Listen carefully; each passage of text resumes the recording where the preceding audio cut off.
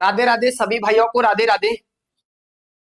चलिएगा आज क्लास को आगे बढ़ाते हैं। कल मैंने आपको क्लॉक वाला टॉपिक स्टार्ट करवाया और वहां से आपके लिए एक तो डायरेक्ट ही घड़ियों का परिचय कराया, सुइयों का परिचय कराया घड़ी के अंदर, और उनके बारे में चाल के भी बारे में बताया था। पहली टाइप हमने देखा कि कितने डिग्री का कोण बनता है, डायरेक्टली कोण ज्ञात करना भी देखा। उसके बाद फिर मैंने आपको बताया सर 0 डिग्री का कोण या 360 अतिव्यापन वाली कंडीशन, और कुछ चर्चा अपनी समकोण पर हो चुकी थी। उसके बाद जीके की क्लास स्टार्ट हो गई, तो जहां से मैंने आपको छोड़ा था, हाँ बिल्कुल, अभी मैं आपको बता दूं, अभी अपना टाइम हो रहा है वो 8:00 है और 8:30 पर आपकी रीजनिंग की क्लास होगी। उसके बाद आपकी राजस्थान जीके की क्लास होगी, और विजय सर आएंगे। जब तक वो आने वाले हैं, बिल्कुल कल नहीं आ पाए थे तो आज जरूर आएंगे, और वो आज पढ़ाएंगे राजस्थान का कछवा वंश। तो क्यों ना फिर हो जाए, क्योंकि बच्चों को कल काफी वेट करना पड़ा इस वजह से। तो बेटा आगे बात करें, समकोण की बात की जाए। आगे मैं आपसे बात करूं सर किसकी, समकोण की बात की जाए। अगली टाइप है आपकी समकोण है या 90 डिग्री का कोण। बोले गुरुजी 90 डिग्री का कोण। इसके अलावा जब समकोण बनेगा तो कंडीशन कैसी हो जाएगी, लंबवत की कंडीशन हो जाएगी। बोले गुरुजी लंबवत की स्थिति हो जाएगी। उसके बाद या फिर इसको क्या बोल सकते हो, समकोण चलेगा।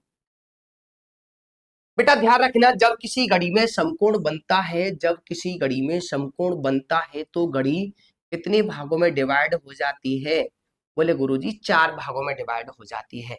जैसे आपका 3:00 सर 3:00 मेरे मुन्ना आपका इस प्रकार से रहने वाला है। 3:00 पर आपका जो घड़ी में आरेख बनेगा वो आपका इस प्रकार से रहने वाला है। 3:00 पर जैसे ये है आपका। यहां बात करें, यदि मैं इन वाली सुई को मैं कंप्लीटली या पूरा कर दिया जाए तो कितने भाग में बट जाएगी घड़ी, 4 भागों में डिवाइड हो जाएगी। हाँ राधे राधे भाई, राधे राधे सबको, नमस्ते नमस्ते, राधे राधे, दिल से सलाम। बस एक बार क्लास को शेयर करते रहे, एक बार क्लास को सभी भाई शेयर करते रहेंगे। हाँ अरे होगी होगी, जीके की क्लास होगी, डोंट वरी, आप चिंता न करें। कल नहीं हो पाई थी, आज होगी, जरूर होगी। देखो सर ये जो बनता है, तो 1 घंटे में सर, 1 घंटे में कितनी बार बनता है, तो लाडले बच्चे 2 बार बनता है। और 12 घंटे की बात आती है, 12 घंटे में आपका ये बनेगा 22 बार बनेगा। 12 घंटे में 22 बार बनेगा, जबकि जबकि 24 घंटे में जो आपका बनेगा वो कितनी बार बनेगा, 24 बार बनेगा। 24 घंटे में 44 बार बनेगा। 12 घंटे में 22 बार बनेगा और 24 घंटे में 44 बार बनता है। ये आप लोग साथ ही साथ एक बार नोट करें तो और आनंद आने वाला है। बिल्कुल पूरा टॉपिक होने वाला है, धुआं धुआं होने वाला है। चिंता चिंता रहना, डोंट वरी। अरे आएगा यार, जीके आपके भी सर आएंगे। हाँ आएंगे आएंगे, विजय सर आएंगे। अब देखो भाई, जब किसी घड़ी में समकोण बनता है, जब किसी घड़ी में समकोण बनता है तो दोनों सुइयों के मध्य में, बेटा दोनों सुइयों के मध्य में 3 घंटे का अंतर होता है। सर कितने घंटे का अंतर होगा, 3 घंटे का अंतर होगा या 15 मिनट का अंतर होगा। या तो 3 घंटे का अंतर होगा या फिर कितने का, 15 मिनट का अंतर होगा। क्योंकि जब मैंने आपको कल वाली क्लास में शुरू शुरू में बताया, सर क्या बताया बेटा, घड़ी के प्रत्येक 1 घंटे में, घड़ी के हर घंटे में कितने डिग्री का कोण बनता है, 30 डिग्री का कोण बनता है। घड़ी के हर घंटे में जो कोण बनता है आपका 30 डिग्री का कोण बनता है। घड़ी के हर घंटे में 30 का बनता है, तो रसगुल्ले 3 घंटे में कितने डिग्री का कोण बन जाएगा, सर 90 डिग्री का कोण बन जाएगा। तो 3 घंटे में कितने का बनेगा, सर 90 डिग्री का बनेगा। कल मैंने आपको ये भी बताया सर, 1 मिनट में यानी कि घड़ी की हर मिनट में कितने डिग्री का कोण बनता है। 1 मिनट में कितने का बनता है भाई, 6 डिग्री का बनता है। तो आपका 15 मिनट में कितने डिग्री का कोण बनेगा, सर कितने बनेगा, 90 डिग्री का बनेगा। जैसे आपको पता होगा, जैसे मैंने बना दिया सर, 3:00 है आपका, 3:00 है भाई। एक बार कमेंट थोड़े से रोक ले आप लोग, यहाँ थोड़ा सा पढ़ लोगे तो अच्छा रहेगा। देखो जब 3:00 है, बोले गुरुजी एक सुई तो 12 पर है, एक 3 पर है, तो दोनों के बीच जो घंटे का अंतर हो जाएगा 1 2 3, और एक घंटे से दूसरे घंटे के बीच में जाने पर आपको कितनी मिनट तय करनी पड़ती हैं सर? 5। तो 3 घंटे के मध्य में कितनी मिनट हो जाएंगी? 15 मिनट हो जाएगा, जबकि घंटे में कितना होता है? 60 मिनट होता है। एक घंटे में बच्चे कितना मिनट होता है? 60 मिनट होता है। और बात करें सर किसकी? घंटे के बीच में आपकी कितनी मिनट होंगी? मेरे बाबू कितनी होगी आपकी? 5 मिनट होगी। अब इधर देखो बोले गुरुजी ये काम जब एक घंटे में 2 बार होता है तो 12 घंटे में कितनी बार होना चाहिए? 12 घंटे में तो कितनी बार होना चाहिए? 24 बार होना चाहिए। कुछ शर्त है, और वो शर्त आपकी क्या रहने वाली है? जब समय होता है ना 2 से 4 बजे के मध्य, तो ये कितनी बार बनता है? ये 3 बार बनता है 2 से 4 बजे के मध्य में। और जबकि 8 से 10 बजे के मध्य में भी आपका कितनी बार बनता है? ये 3 बार बनता है। 8 से 10 बजे के मध्य में भी आपका कितनी बार बनता है? ये 3 बार बनता है।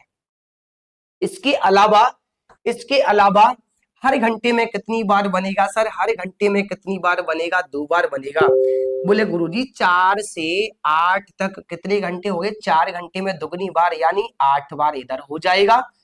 और इधर की बात करें सर, यहाँ बात की जाए तो 10 से 2 बजे तक, बोले 2 इधर है, 2 इधर है, 2 इधर है, 2 इधर है, और 10 से 2 बजे तक जो घंटे आपके हो जाएंगे 4, इन 4 घंटों में 8 बार बनेगा।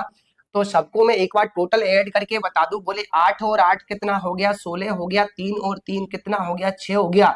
यानी कि 12 घंटे में कितनी बार बन गया सर? 12 घंटे में कितनी बार आपका ये बन गया? बोले गुरुजी 22 बार बन गया। डायरेक्ट घड़ी में 24 नहीं बजते हैं, तो 12-12 घंटे के 2 अंतराल होते हैं।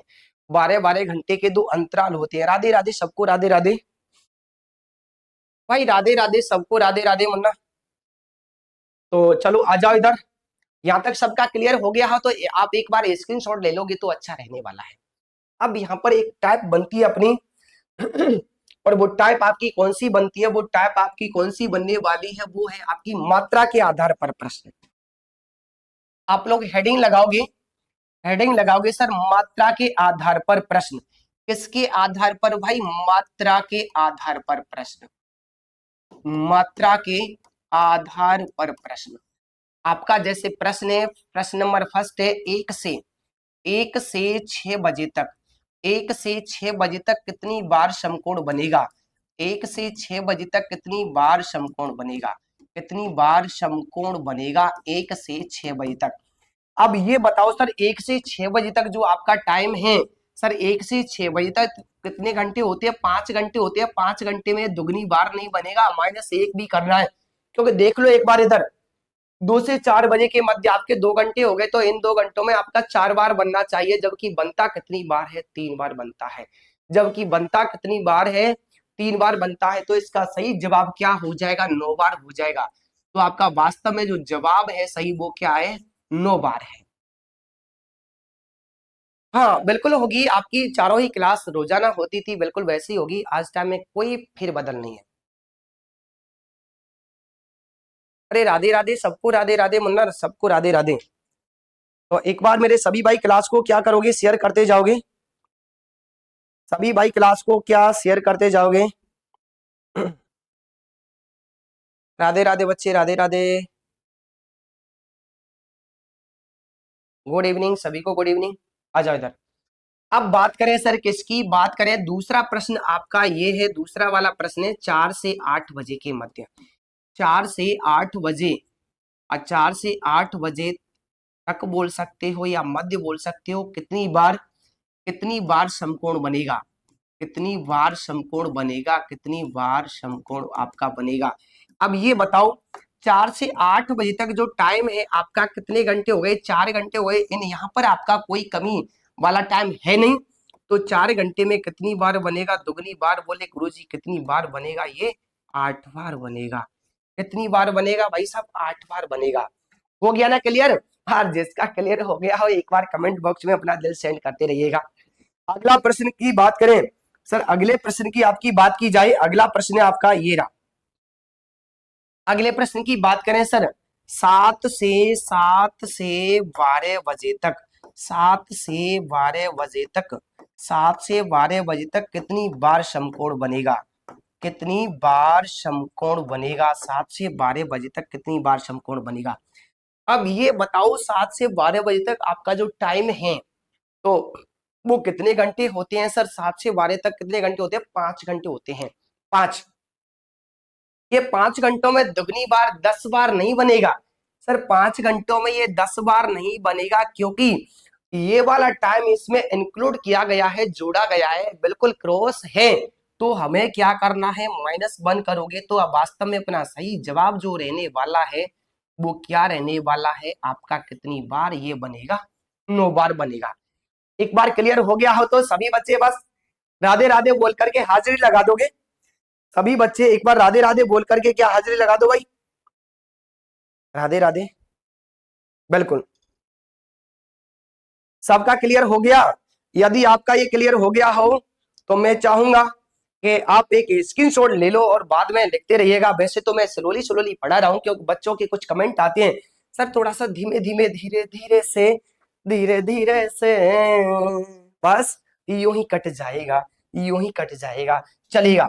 अब आगे बात करें सर किसकी, सही समय ज्ञात करना, यानी कि समकोण का सही समय ज्ञात करना, सही टाइम ज्ञात करना, सही समय का पता लगाना। बेटा इसके फॉर्मूले की बात की जाए तो फॉर्मूला होता है इसका, वो क्या होता है, x, x प्लस माइनस 3 और 60 बटे क्या हो जाएगा, 11 हो जाएगा। कुछ कंडीशन हमें ध्यान में रखनी है, कुछ कंडीशंस भी हमें ध्यान में रखनी है। वो कंडीशन आपकी कौन कौन सी रहने वाली है, देखें। जब 3 जोड़ने पर, जब 3 जोड़ने पर कोष्टक का मान, जब 3 जोड़ने पर कोष्टक का मान, कोष्टक का मान 12 या 12 से अधिक हो जाए, 12 या 12 से अधिक हो जाए, अधिक हो जाए तो 12 घटाते हैं, तो 12 घटाते हैं। कब? जब 3 जोड़ने पर ब्रैकेट का मान यानी 12 या 12 से अधिक हो जाए तो 12 घटाते हैं। दूसरी कंडीशन हमें ध्यान में क्या रखनी है, दूसरी कंडीशन मेरे मुन्ना क्या ध्यान में रखोगे, जब जब 3 घटाने पर, जब 3 घटाने पर, जब 3 घटाने पर कोष्टक का मान, कोष्टक का मान माइनस में आए यानी ऋणात्मक में आए तो उसमें 12 जोड़ते हैं, तो उसमें 12 जोड़ते हैं, तो उसमें 12 प्लस करते हैं। ये ध्यान में रखना, जब 12 या 12 से अधिक हो जाए तो 12 माइनस करेंगे, जब माइनस में आए तो हम उसमें 12 क्या कर दोगे, ऐड कर दोगे। क्लियर है? अभी चलो प्रश्न में आपका सारा क्लियर हो जाएगा। जैसे बात करें सर किसकी, 1 से 2 बजे के मध्य, 1 से 2 बजे के मध्य में कौन कौन से समय पर, कौन कौन से समय पर, कौन कौन से समय पर समकोण बनेगा, कौन कौन से टाइम पर समकोण बनेगा, कौन कौन से समय पर समकोण बनेगा। 1 से 2 बजे के मध्य कौन कौन से समय पर समकोण बनेगा, तो लगाओ। जिन बच्चों से इसका जवाब आता है बिल्कुल लगाते रहिएगा, सर क्या क्या होने वाला है इसका जवाब मेरे मुन्ना, बिल्कुल लगाओ।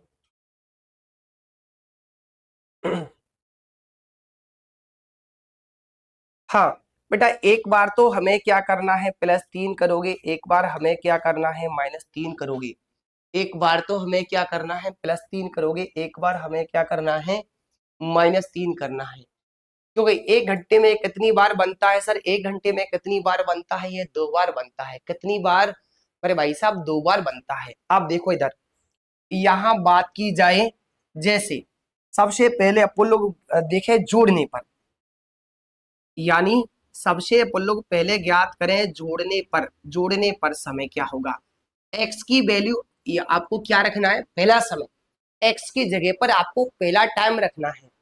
जैसे बात करें सर जोड़ने पर, यानी एक्स की वैल्यू क्या हो जाएगा, 1 प्लस 3 और 60/11 हो जाएगा।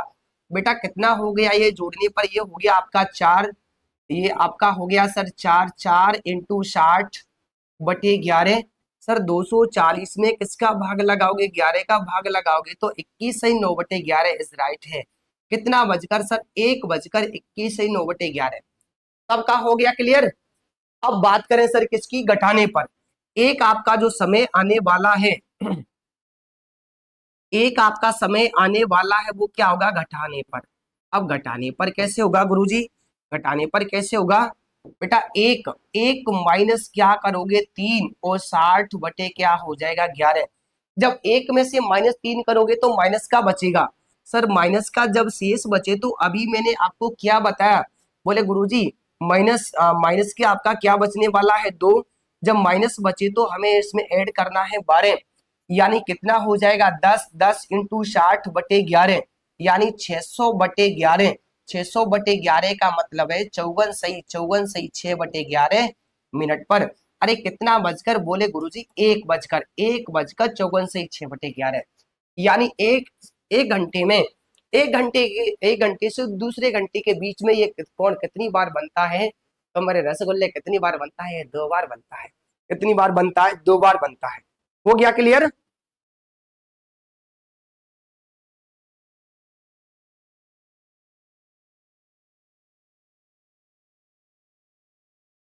हाँ राधे राधे सबको, नमस्ते नमस्ते नमस्ते, राधे राधे। हाँ होगी, क्लास होगी, अभी आने वाले हैं। आपका आधा घंटे का रीजनिंग है, चलिएगा।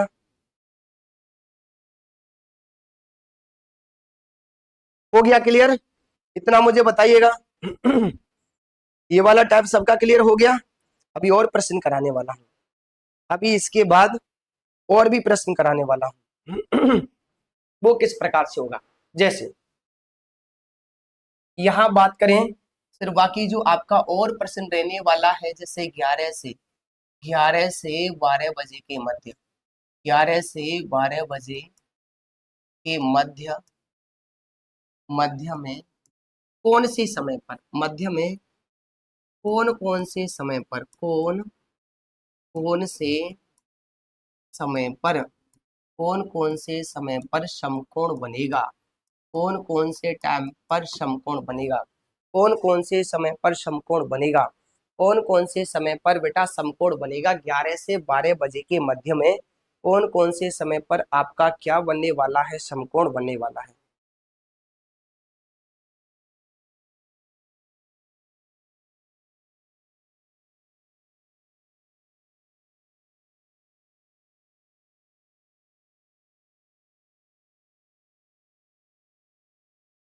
राधे राधे सबको, राधे राधे।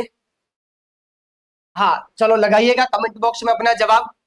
अगले प्रश्न की बात की जाए, 4 से 5, 4 से 5 बजे के मध्य, 4 से 5 बजे के मध्य में, 4 से 5 बजे के मध्य में कौन कौन से समय पर, कौन कौन से समय पर, कौन कौन से समय पर समकोण बनेगा, कौन कौन से समय पर समकोण बनेगा। हाँ 3 प्रश्न अभी, बनेगा कौन कौन से टाइम पर समकोण बनेगा, आपको ये बताना है। अगले प्रश्न की बात की जाए, अगले प्रश्न की बात की जाए तो बेटा आज जो अगला जो प्रश्न आपका रहने वाला है वो है आपका, जैसे 12 से 1 बजे के मध्य। अच्छा 11 से 12 हो गया, 10 से 10 से 11 बजे के मध्य, 10 से 11 बजे के मध्य में कौन कौन से समय पर, कौन कौन से समय पर समकोण बनेगा, कौन कौन से टाइम पर समकोण बनेगा। चलो 3 प्रश्नों के जवाब लगाते रहो। सभी साथी को राधे राधे, गुड मॉर्निंग बेटा, गुड मॉर्निंग, राधे राधे रसगुल्ले, राधे राधे। क्या रहने वाला है। बात करें सर पहले वाले प्रश्न की, तो पहला वाला जो आपका प्रश्न है वो किस प्रकार से है, देखें। सबसे पहले अपन लोग देखेंगे जोड़ने पर। क्या जोड़ने पर, जोड़ने पर क्या जोड़ने पर सर, ये आपका फॉर्मूला है +-3 और 60/11। यानी एक बार तो हमें 3 जोड़ना है, एक बार हमें 3 क्या करना है, माइनस करोगे। जैसे बात करें सर 11 की जगह, x की जगह पर क्या रखोगे, 11, 11 में आप क्या प्लस करोगे, 3। 11 में आपको क्या प्लस करना है, 3 प्लस करोगे। जैसे ही आपने प्लस किया 3 तो आपका हो गया 14। अभी मैंने बताया ना कि 12 माइनस करेंगे तो आपका जो बचने वाला है वो क्या बचने वाला है, 2। 2 इंटू 60/11, 120 में 11 का भाग लगा दे सर, 10 सही 10/11 मिनट, 10 सही 10/11 मिनट, कितना बजकर सर, 11 बजकर 10 सही 10/11 मिनट हो जाएगा। दूसरे वाले की बात करें सर, दूसरे वाले की बात की जाए तो दूसरा है आपका घटाने पर। क्या घटाने पर, दूसरे वाले की बात करें सर, क्या हो जाएगा, घटाने पर। अब घटाने पर आपको कैसे ध्यान में रखना है, घटाने पर आपको कैसे ध्यान में रखना है, 11-3 और 60/11, ये भी 60/11 है आपका। तो आपका यहाँ बचने वाला है 8 इंटू 60/11, 480 में किसका भाग लगाओगे, 11 का। तो आपका ये रहने वाला है 11 बजकर सही 7/11 मिनट, आपका ये हो जाएगा 43 सही 7/11। दोनों जवाब किस किस बच्चे का सही है, दोनों जवाब किस किस बच्चे का सही रहने वाला है। हो गया क्लियर, दोनों दोनों हो गए क्लियर। आगे बात करें, आगे बात करें सर किसकी, 4 से 5 बजे की मध्य, 4 से 5 बजे की मध्य, इसके भी बेटे दो जवाब आएंगे। सबसे पहले तो अपन लोग देखें घटाने पर, घटाने पर। हाँ दूसरी बात, यदि आपका ये पूछे कि पहली बार कोण कब बनेगा, सर पहली बार समकोण कब बनेगा, 11 बजकर 10 सही 10/11 मिनट पर। ये पूछे आपका दूसरी बार कब बनेगा, तो 43 सही 7/11, ये हो जाएगा आपका। आगे बात करें सर घटाने पर आपका क्या रहने वाला है, तो हमें क्या करना है, 4-3 और 60/11, 1 इंटू 60/11। सर 60 में 11 का भाग लगा दो भाई साहब, 5 सही 5/11 मिनट हो जाएगा, कितना बजकर, 4 बजकर 5 सही 5/11 मिनट। अब बात करें सर क्या जोड़ने पर, अब बात की जाए क्या जोड़ने पर, जोड़ने पर आपका क्या रहने वाला है सर, 4 में हमें क्या +3 करोगे, कितना हो जाएगा, 7। 7 इंटू 60/11, यानी आपका ये रहने वाला है 420/11। अब 420 में आपको क्या किसका भाग लगाना है, 11 का भाग लगा दो, 11 थी 33, 9, 38 सही 2/11 मिनट, यानी कितना बजकर, 4 बजकर 38 सही 2/11 मिनट, ये हो जाएगा। अरे यार हर दोनों के दो ही जवाब आएंगे, तो मेरे मुन्ना हर प्रश्न का कितना जवाब आएगा, दो जवाब आएगा। अब बात करें तीसरे वाले प्रश्न की, तीसरे वाले प्रश्न में सबसे पहले मैं तुम्हें बताऊं जोड़ने पर, जोड़ने की बात की जाए, जोड़ने पर चर्चा की जाए, जोड़ने पर आपका क्या रहने वाला है, यानी कि 10 में आपको क्या प्लस करोगे, 3, क्या हो जाएगा, 11। 11 इंटू 60/11, अच्छा सॉरी 13, 11 इंटू 60, अरे यार 10 में क्या प्लस करोगे, 3, क्या हो जाएगा, 13। अभी जो मैंने आपको बताया सर, अभी जो मैंने आपको बताया, जब 12 या 12 से अधिक हो जाए तो कितना माइनस करते हैं, 12। जब 12 माइनस करोगे तो आपका क्या बचने वाला है, 1। क्या बचने वाला है, 1। और 1 का गुणा आपको किस में करना है, 60 में भाग लगाना है 11 का। तो आपका ये हो जाएगा 5 सही 5/11 मिनट, कितना बचकर भाई साहब, 10 बजकर 5 सही 5/11 मिनट, ये हो जाएगा जोड़ने पर। अब घटाने की बात करें, तो घटाने की बात की जाए, घटाने पर आपका क्या रहने वाला है, 10-3, आपका क्या बचेगा, 7 इंटू 60, यानी 420 में 11 का भाग लगाओगे। जब 11 का भाग लगाओगे तो ये हो जाएगा 38 सही 2/11 मिनट, कितना बजकर बोले गुरुजी, 10 बजकर 38 सही 2/11 मिनट। यदि ये सबका प्रश्न क्लियर हो गया हो तो एक बार में आगे त्रिकोण की तरफ चर्चा करते हैं। चलो बताते रहें।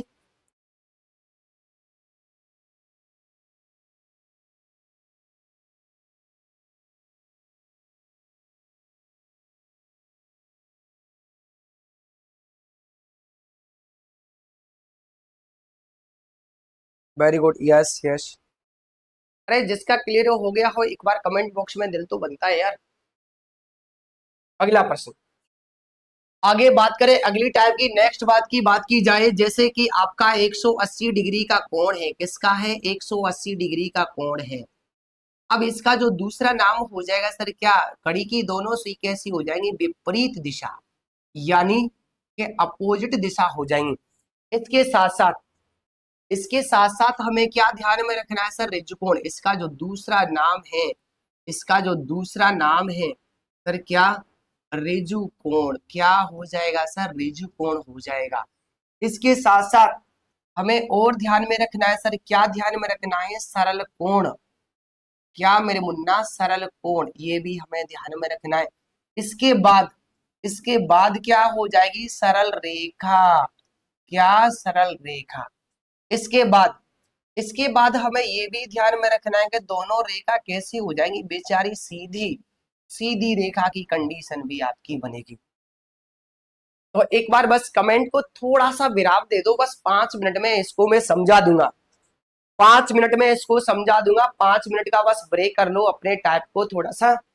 बेटा जब किसी घड़ी में ऋजुकोण बनता है तो घड़ी समान दो भागों में डिवाइड हो जाती है, तो घड़ी समान दो भागों में डिवाइड हो जाती है। जैसे जैसे आपका जब राइट कितना बजेगा, 6 बजेगा, जब राइट 6 बजेगा तो आपका इस प्रकार की कंडीशन हो जाएगी, इस प्रकार की कंडीशन हो जाएगी। तो बेटा घड़ी कितने भागों में बट जाती है, 2 भागों में बटेगी। लाला 180 डिग्री का कोण यहाँ बचेगा, 180 डिग्री का कोण यहाँ बचेगा, क्योंकि संपूर्ण घड़ी में आपका जो टोटल कोण बनता है वो 360 डिग्री का कोण बनता है। दूसरी बात हमें ध्यान में ये रखना है कि दोनों सुइयों के मध्य में, दोनों दोनों सुइयों के मध्य में, दोनों सुइयों के मध्य में, दोनों सुइयों के मध्य में या तो 6 घंटे का अंतर होगा, 6 घंटे का, या 30 मिनट का अंतर होगा। दोनों सुइयों के मध्य में जो गैप रहने वाला है, समय का गैप रहने वाला है, तो 6 घंटे या 30 मिनट का अंतर होगा। क्योंकि जब मैंने आपको प्रारंभिक घड़ी का परिचय कराया ना, तो घड़ी में 1 घंटे में कितने डिग्री का कोण बनता है सर, 30 डिग्री का बनता है, तो 6 घंटे में कितने का बनेगा, 180 डिग्री का बनेगा। जब मैंने आपको घड़ी का परिचय कराया तो इस टाइम पर मैंने आपसे बोला सर घड़ी में 1 मिनट में कितने डिग्री का कोण बनता है सर, 6 डिग्री का बनेगा। तो 30 मिनट में कितने का बनेगा सर, 30 मिनट में कितने का बनेगा, 180 डिग्री का बनेगा। अब और आगे बात की जाए आपकी, अब और आगे बात की जाए, कौन सी बात की जाए, जैसे जैसे कि आपका ये है, किस प्रकार से, जैसे और चर्चा की जाए तो बेटा ये हर घंटे में, यानी कि हर घंटे में ये बनता है, वो कितनी बार बनता है, 1 बार बनता है। जबकि 12 घंटे में कितनी बार बनता है, ये 11 बार बनता है। और 24 घंटे में कितनी बार बनता है, ये 22 बार बनता है। 24 घंटे में कितनी बार बनता है, ये 22 बार बनता है। बोले गुरुजी ये काम जब 1 घंटे में 1 बार होता है तो 12 घंटे में कितनी बार होना चाहिए, 12 बार होना चाहिए यार। तो 12 घंटे में कितनी बार होना चाहिए, 12 बार होना चाहिए। तो 12 बार न हो करके, 12 बार न हो करके कितनी बार होता है, 11 बार। तो वो आपकी कमी कौन से जगह पर होती है। अब देखो 5 से 7 बजे के मध्य यहाँ पर घंटे हो गए 2, परंतु इन दोनों घंटों में कितनी बार बनता है, 1 बार बनता है, और वो भी कौन से टाइम पर बनता है, राइट राइट, कितने बजे, 6 बजे। 5 से 7 के अलावा जो आपका टाइम बचेगा ना, वो आपके कितने घंटे बचेंगे गुरुजी, 10 घंटे बचेंगे। अब 10 घंटों में कितनी बार बनेगा, ये 10 बार बनेगा, 10 घंटों में 10 बार बनेगा। जबकि इन दो घंटों में कितनी बार बनेगा, ये 1 बार बनेगा। तो टोटल ओवरऑल कितनी बार हो जाएगा, 11 बार हो जाएगा। तो आपका सही जवाब कितना हो जाएगा, 11 बार इज राइट है। हो गया सबका क्लियर। अब यहाँ पर जैसे हमने समकोण में भी मात्रा के आधार पर प्रश्न देखे, क्वांटिटी के आधार पर प्रश्न देखे, तो सेम आपके यही यहाँ भी आपका रहने वाला है।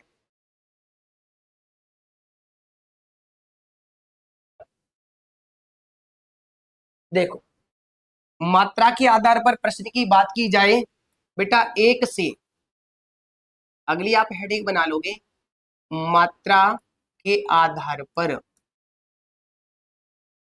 मात्रा के आधार पर 1 से 5 बजे, 1 से 5 बजे के मध्य में कितनी बार 180 डिग्री का कोण बनेगा, 180 डिग्री का कोण बनेगा। 1 से 5 बजे के मध्य में, 1 से 5 बजे के मध्य में कितनी बार 180 डिग्री का कोण बनेगा। अब ये बताओ 1 से 5 बजे तक कितने घंटे हो गए सर, 4 घंटे हो गए। और 4 घंटों में कितनी बार बनेगा ये जब 1 घंटे में एक बार बनता है तो इसका सही जवाब हो जाएगा 4 बार हो जाएगा। क्या हो जाएगा सर, 4 बार हो जाएगा। दूसरे वाले प्रश्न की और चर्चा करें, जैसे कि आपका 2 से 10 बजे तक, 2 से 10 बजे तक पूछे या मध्य में पूछे सर, अलग अलग है हालांकि, पर यहाँ तो आपका एक ही हो जाएगा। तक कितनी बार समकोण बनेगा, कितनी बार आपका समकोण बनेगा, यानी 1 से 10 बजे तक कितनी बार समकोण बनेगा। अब ये बताओ, सॉरी 2 से 10 बजे तक आपका कितने घंटे का टाइम हो गया, 8 घंटे का हो गया। बट यहाँ पे 8 घंटे में 8 बार नहीं बनेगा मेरे लाडले बच्चे, 7 बार बनेगा, क्योंकि ये वाला टाइम इसमें इंक्लूड है, यानी कि शामिल है। तो इसका 8 बार नहीं, 8 बार नहीं, तो अपना सही जवाब हो जाएगा 7 बार बनेगा। क्या हो जाएगा सर, तो इसका वास्तव में जो सही जवाब होने वाला है वो क्या रहने वाला है आपका, 7 बार हो जाएगा। क्लियर है इतना। चलो अब सर इसके एक बार बेटा आप लोग यदि स्क्रीनशॉट ले लोगे तो अच्छा रहने वाला है। आप लोग स्क्रीनशॉट ले लो तो बेटा और अच्छा रहने वाला है आपका। ले लिया। बस लास्ट आपको 5 मिनट का समय और देना है, जिससे कि आपका ये कोण वाली कंडीशन है वो कंप्लीट हो जाएगी। और फिर अपन लोग क्या एक मैराथन क्लास लगाएंगे रीजनिंग की, बिल्कुल पूरी नाइट शो चलने वाला है। अब नियम की बात की जाए, यानी कि 180 डिग्री का कोण का सही समय राइट समय, यानी कि कौन से टाइम पर ये कोण बनेगा। तो हमें क्या बताना है, बिल्कुल सही समय बताओगे। सही समय आपका किस प्रकार से रहने वाला है देखिएगा, और इसका जो फॉर्मूला है आपका x + -6 और 60/11, 60/11। बोले गुरुजी जब ये 1 घंटे में एक बार बनता है, 1 घंटे में एक बार बनता है, तो 1 घंटे में एक बार बनता है, तो ये प्लस माइनस की क्या बीमारी है, तो मेरे बच्चा प्लस माइनस की बीमारी आपकी ये रहने वाली है, प्लस माइनस की बीमारी आपकी ये रहने वाली है। जैसे जब दिया गया समय, जब दिया गया समय, जब दिया गया समय 6 से कम हो, 6 से कम हो तो +6 करते हैं। जब दिया गया टाइम 6 से कम हो तो +6 करते हैं। और यदि समय जब दिया गया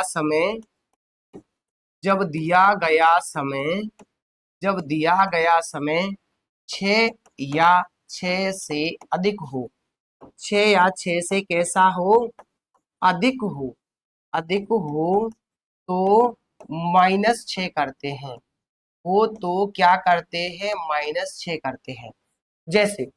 जैसे कि आपका ये पहला ही प्रश्न है, बिल्कुल जीके वाले गुरुजी आ गए हैं, बिल्कुल वेटिंग में, बिल्कुल सभी साथी एक बार क्लास को शेयर करते जाएं।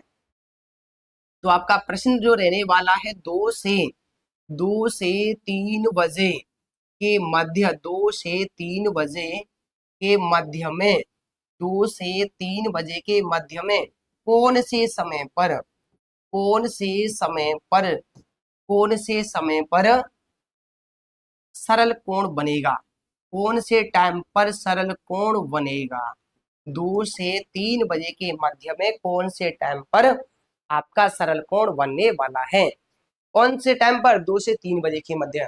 बेटा x की वैल्यू आपको क्या रखना है, वही रखोगे पहला समय। यानी अब ये बताओ, ये 2 है वो 6 से कम है या अधिक है, बोले गुरुजी ये तो कम है, तो कोई बात नहीं, आप लोग प्लस कर दो।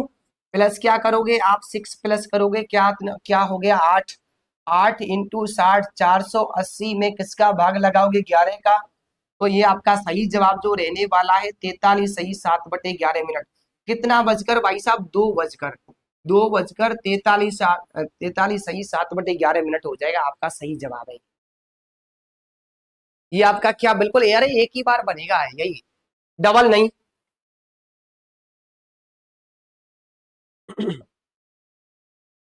डबल नहीं मेरे मुन्ना, डबल नहीं।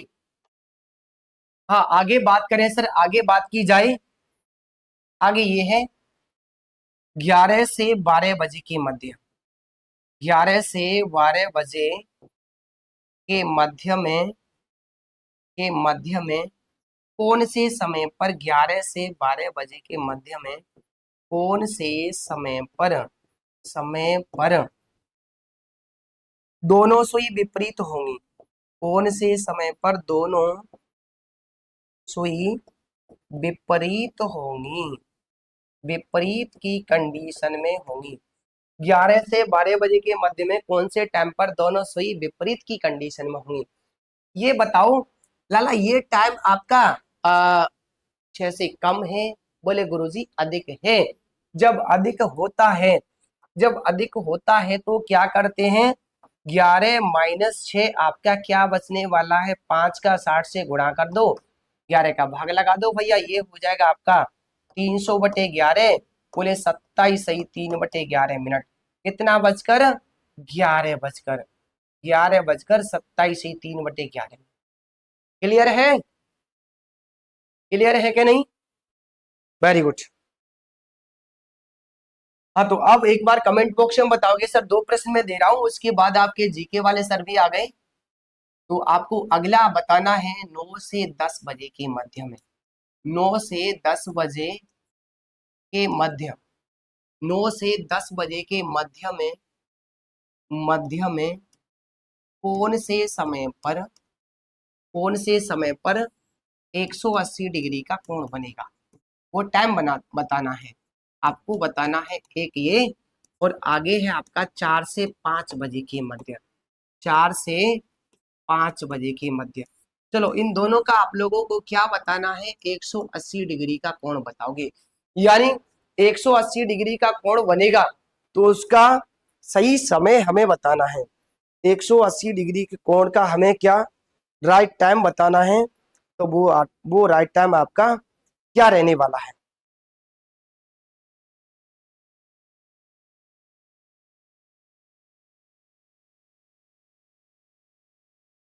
हाँ बिल्कुल बताते रहो। अरे हाँ हाँ, कमेंट पढ़ना कोई आवश्यकता नहीं है बेटा, आप लोग एक बार जवाब अपना बताते रहे, बिल्कुल वेरी गुड, बहुत शानदार बहुत शानदार।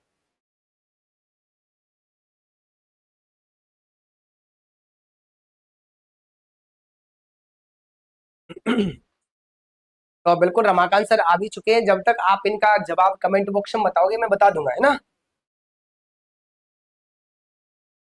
हाँ अभी विजय सर की क्लास इनके जस्ट बाद में होने वाली है, थोड़ी सी विजय सर क्या है कि आज मैराथन क्लास लेंगे, इस वजह से उन्होंने कहा कि सर मुझे टाइम आज काफी चाहिए, तो बिल्कुल आज अंत वही करने वाले हैं क्लास का, लास्ट में क्लास आज उनकी होने वाली है, क्योंकि कल क्लास उन्होंने ली नहीं, तो इस वजह से वो कल की भी भरपाई आज ही करने वाले हैं।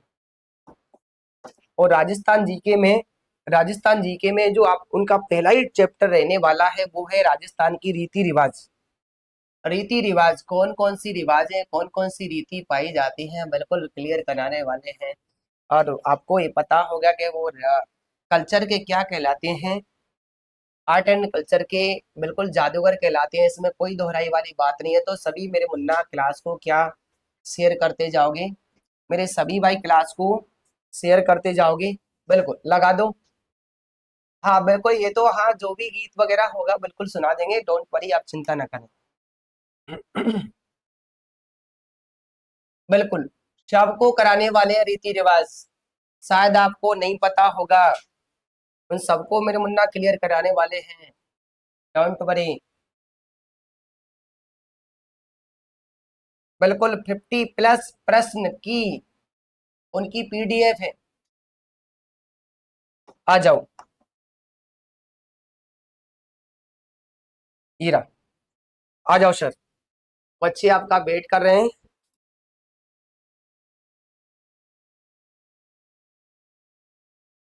हाँ, एक बार कमेंट बॉक्स में बता दो कि आपको क्लियर दिख रहा है क्या।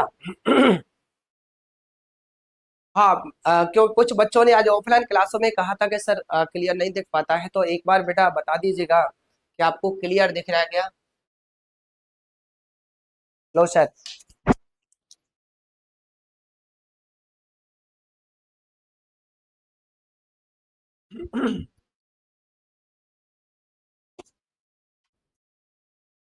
राधे राधे प्यारे विद्यार्थियों।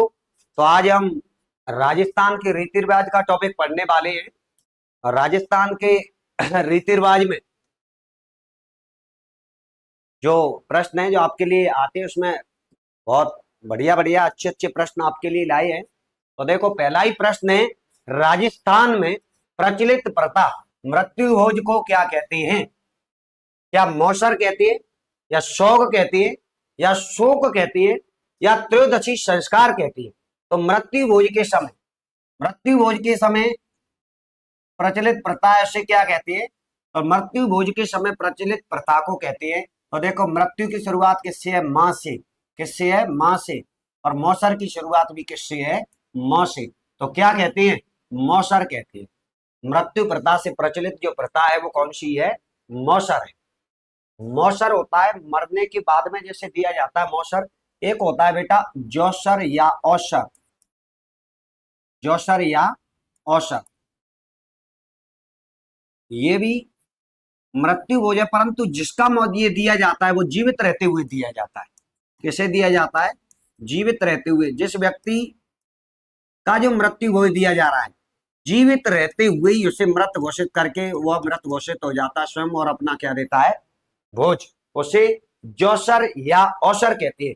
राजस्थान के इतिहास में ऐसा हुआ है, एकमात्र शासक जिसने अपना जीवित रहते हुए मृत्यु भोज दिया वो बूंदी के हाड़ा उम्मेद सिंह ने दिया। बूंदी के हाड़ा उम्मेद सिंह ने अपनी स्वयं की सोने की मूर्ति बनवाई और उसका दाह संस्कार करवाया और अपना क्या दिया था? जौसर या औसर। तो जौसर में ध्यान रखेंगे, ज जीवित रहते हुए, और जौसर की शुरुआत भी ज से, जीवित की शुरुआत भी ज से। जीवित रहते हुए मृत्यु भोज दिया जाता है वो जौसर या औसर है। जौसर या औसर। मरने के बाद वो व्यक्ति होता ही नहीं है, वो होता है मौसर। तो ये मौसर है राजस्थान में प्रचलित प्रथा, मृत्यु भोज से संबंधित मौसर। इसको देखो।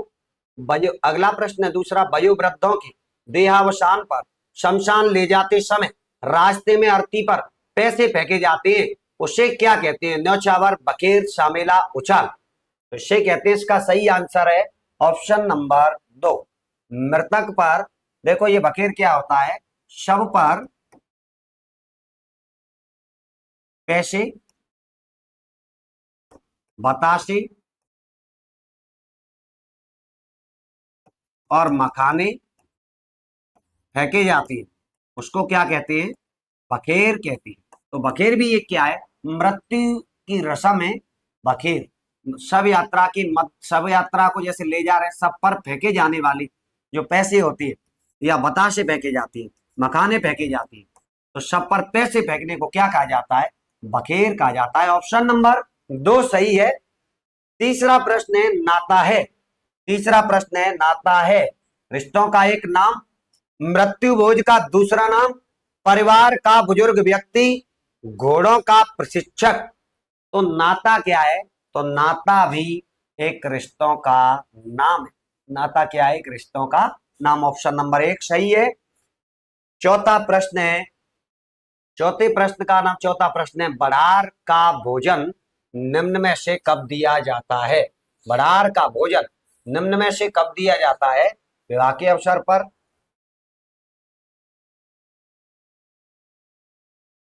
जन्म के अवसर पर, मृत्यु के अवसर पर, तीर्थ यात्रा के अवसर पर। तो इसका जो सही आंसर है वो बड़ार है। विवाह के अवसर पर दिया जाने वाला एक भोज है। बड़ार क्या है? विवाह के अवसर पर दिया जाने वाला भोज। तो देखो, बड़ार भी विवाह के अवसर पर दिया जाता है और जौनार भी विवाह के अवसर पर दिया जाने वाला एक भोज है।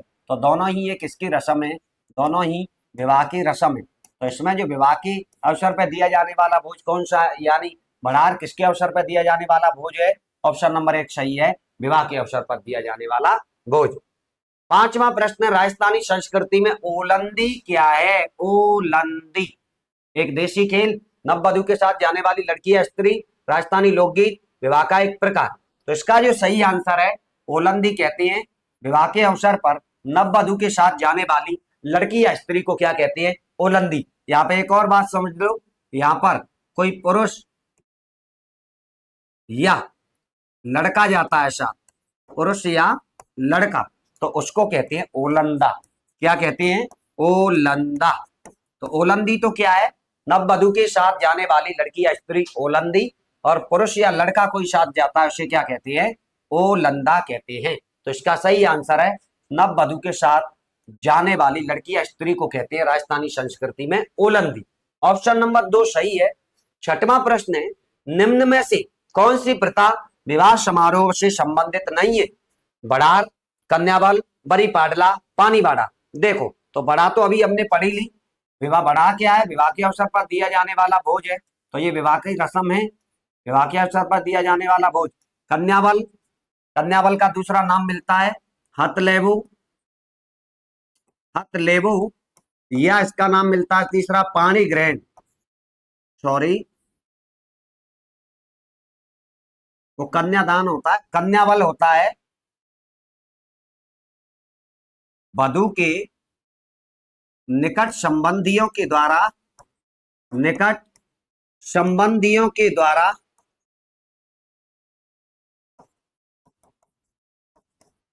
व्रत रखने की परंपरा, व्रत रखने की परंपरा क्या कहलाती है, कन्यावल कहलाती है, या कन्यावल का दूसरा नाम देते हैं तो क्या मिलता है, अखनाल मिलता है। कन्यावल या उसे कहते हैं अखनाल। वधु के निकट संबंधियों के द्वारा व्रत रखने की परंपरा क्या कहलाती है, कन्यावल या अखनाल कहलाती है।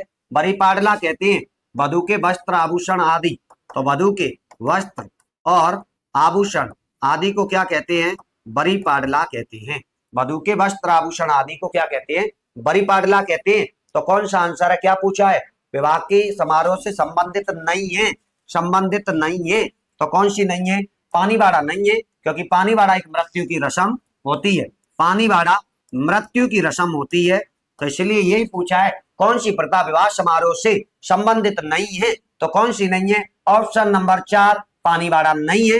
पानी बाड़ा मृत्यु की रस्म होती है। पानी बाड़ा कहते किसे हैं, मृतक के परिवार में शोक प्रारंभ होने को क्या कहते हैं, पानी बाड़ा कहते हैं। तो ऑप्शन नंबर 4 सही है, पानी बाड़ा विभाग से संबंधित रस्म नहीं है।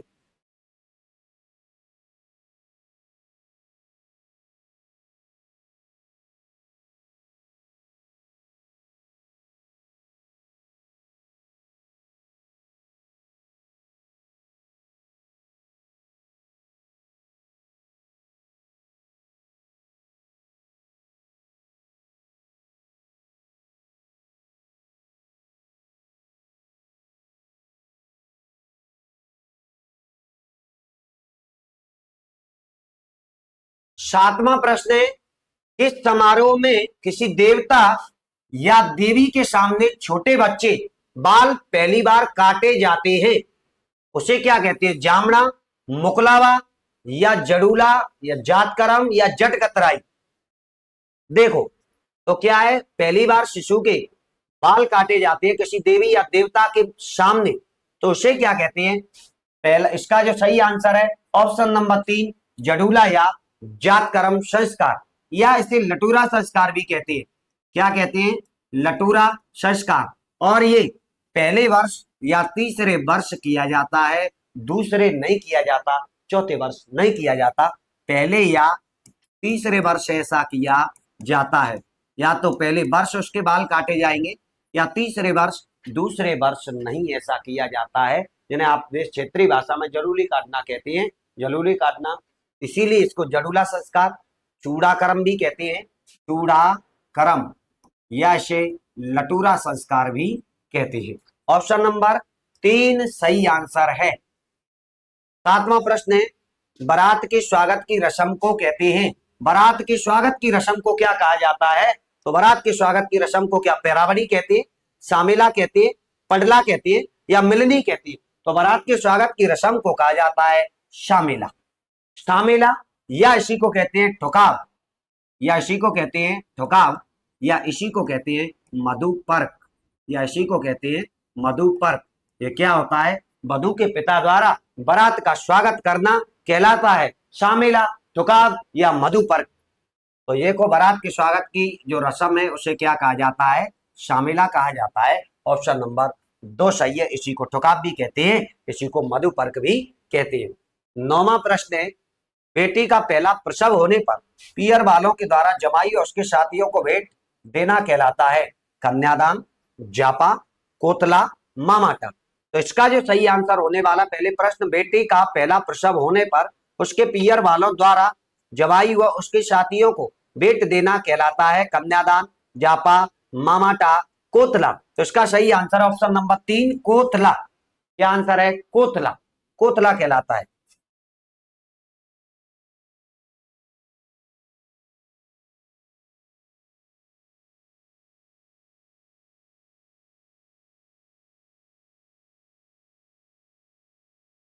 प्रश्न संख्या 10। 10वां जो प्रश्न है, 10वें प्रश्न की अपन बात करते हैं। वह रस्म जिसमें पिता वधू की जिम्मेदारी वर को सौंपता है? कुकड़ी की रस्म, दापा, कन्यादान या मुकलावा। वह रस्म जिसमें पिता वधू की जिम्मेदारी किसको सौंप देता है? वर को। तो किसे कहते हैं? ऑप्शन नंबर 3 सही है, कन्यादान। कन्यादान इसी को कहते हैं हथ लेवो, हथ लेवो। इसी को कहते हैं पाणी ग्रहण, पाणी ग्रहण। हथ लेवो या पाणी ग्रहण संस्कार क्या होता है? ये वधू के पिता द्वारा, वधू के पिता द्वारा वधू के हाथ को, वधू के हाथ को वर के हाथ में सौंपना, वर के हाथ में सौंपना। वधू के पिता द्वारा वधू के हाथ में सौंपना क्या कहा जाता है? कन्यादान, या इसी को कहते हैं हथ लेवो, या इसी को कहते हैं पाणी ग्रहण।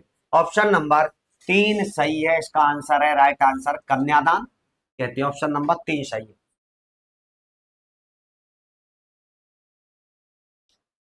अगला प्रश्न है, बात करते हैं गौना रस्म किससे संबंधित है? गौना रस्म मृत्यु से, विवाह से, जन्म, बच्चा जन्म से, गृह प्रवेश से। आप जानते हैं, एक कहावत सुनी होगी, विवाह हो गया ऐसा तेरा गौना, तेरा ही ऐसा अनोखा गौना हुआ है क्या? तो गौना कहते थे विदाई को। विवाह होने के बाद जैसे बाद में विदाई की जाती थी, आजकल साथ ही विदाई हो जाती है। तो विदाई पहले काफी टाइम, कई महीनों बाद होती थी। तो इसे गौना रस्म का संबंध किससे है? तो गौना रस्म किससे संबंधित है? तो विवाह से संबंधित है, विवाह से संबंधित है। ऑप्शन नंबर 2 सही है। 12वां प्रश्न है, नवनिर्मित गृह के उद्घाटन की रस्म को क्या कहा जाता है? नवनिर्मित गृह के उद्घाटन की रस्म को ओक, शुभ प्रवेश, नागल, नव प्रवेश। तो देखो, नव निर्वाहित घर में उद्घाटन यानी गृह प्रवेश को क्या कहते हैं? तो नागल कहते हैं। प्यारे साथियों, क्या कहते हैं? नागल। ऑप्शन नंबर 3 सही है। नागल ही, नागल को ही क्या कहते हैं? गृह प्रवेश। इसके बाद 13वां प्रश्न है, स्वयं के जीते जी ही स्वयं का किया जाने वाला मृत्यु भोज कहलाता है। तो देखो, ये प्रश्न मैंने मौसर के साथ आपको बता दिया है कि जीवित रहते हुए अपना मृत्यु भोज देना तो क्या कहलाता है? जीवित की शुरुआत भी क्या है? स्वयं के जीते, जीते। तो जीवित की शुरुआत जैसे और जौसर की शुरुआत भी जैसे। ऑप्शन नंबर 1 सही है। और जौसर कोई अवसर भी कहते हैं, जौसर कोई अवसर भी कहते हैं। साथियों, ये ऐसा मृत्यु भोज होता है, अपने मृत्यु भोज में खुद ही मृत्यु भोज को खाता है। कहता है रायते में नमक सीधा है डाल लो, है ना। वो जिसका मृत्यु भोज दिया जा रहा है वो खुद अपने मृत्यु भोज को खाता है जीवित रहते हुए। मरने के बाद वो खुद नहीं खाए और कोई खाते हैं और लोग खाते हैं, वो मौसर कहलाता है। लेकिन जब खुद का, जिसका मृत्यु भोज हो रहा है वो जीवित है, वो जीवित रहने पर ही उसका मृत्यु भोज दिया जा रहा है, उसे जौसर या औसर कहते हैं। ऑप्शन नंबर 1 सही है। हाँ, अगले प्रश्न की बात करते हैं हम। 14वां प्रश्न, 14वें प्रश्न की बात करते हैं, राजस्थानी परंपरा।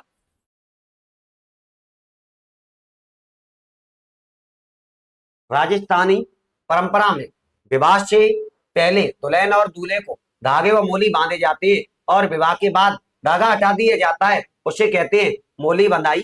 कांकन डोर, कंगन डोरा, डोरा दामन, बधाई, रसम। तो देखो, विवाह परंपरा में, विवाह राजस्थानी परंपरा में विवाह से पहले दुल्हन और दूल्हे को धागे और मोली बांधे जाते हैं और विवाह के बाद धागा हटा दिया जाता है, उसे कहते हैं क्या मोली बधाई कहते हैं, कांकन डोर या कंगन डोरा कहते हैं, डोरा डामर कहते हैं, बधाई रसम कहते हैं। ऑप्शन नंबर 2 सही आंसर है। क्या कहते हैं, कांकन डोर या कंगन डोरा। ध्यान रखें साथियों, कांकन डोरा या कंगन डोरा किस लोक देवता के नाम से हाथ में बांधा जाता है, किस लोक देवता के हाथ से नाम में किस लोक देवता के नाम से हाथ में बांधा जाता है, तो ये क्षेत्रपाल या खेतरपाल जी के नाम से बांधा जाता है। क्षेत्रपाल या खेतरपाल, क्षेत्रपाल या खेतरपाल जी लोक देवता के नाम से बांधा जाता है, बांधा जाता है। खेतरपाल या क्षेत्रपाल जी साथियों वही लोक देवता हैं जिन्हें ग्राम रक्षक देवता भी कहते हैं, ग्राम रक्षक देवता भी कहते हैं। इसके बाद में 15वां प्रश्न है, विवाह के पश्चात लड़की के पिता द्वारा पहली बार उसको लेने जाना क्या कहलाता है। विवाह के पश्चात लड़की के पिता द्वारा पहली बार उसको लेने जाने क्या कहा जाता है, जाड़ो, आड़ो, ननहारी या मनहारी। तो क्या है, ननहारी। ऑप्शन नंबर 3 सही है। अगला प्रश्न, कुकड़ी की रस्म का संबंध किस जाति में प्रचलित है। कुकड़ी की रस्म किस जाति, साथियों जाति किस जाति में प्रचलित है, तो कुकड़ी की रस्म कंजर, बावरी, कतौड़ी, सांसी। तो कुकड़ी की रस्म का संबंध ऑप्शन नंबर 4 सांसी जनजाति में प्रचलित है, कुकड़ी की रस्म का संबंध। इस जनजाति में ऐसे, सांसी जनजाति ऐसे कहते हैं, चवरी और तोरण का भी आयोजन नहीं किया जाता है, चवरी व तोरण का आयोजन नहीं किया जाता है। किस जनजाति में, तो सांसी में। अगला प्रश्न है 17वां,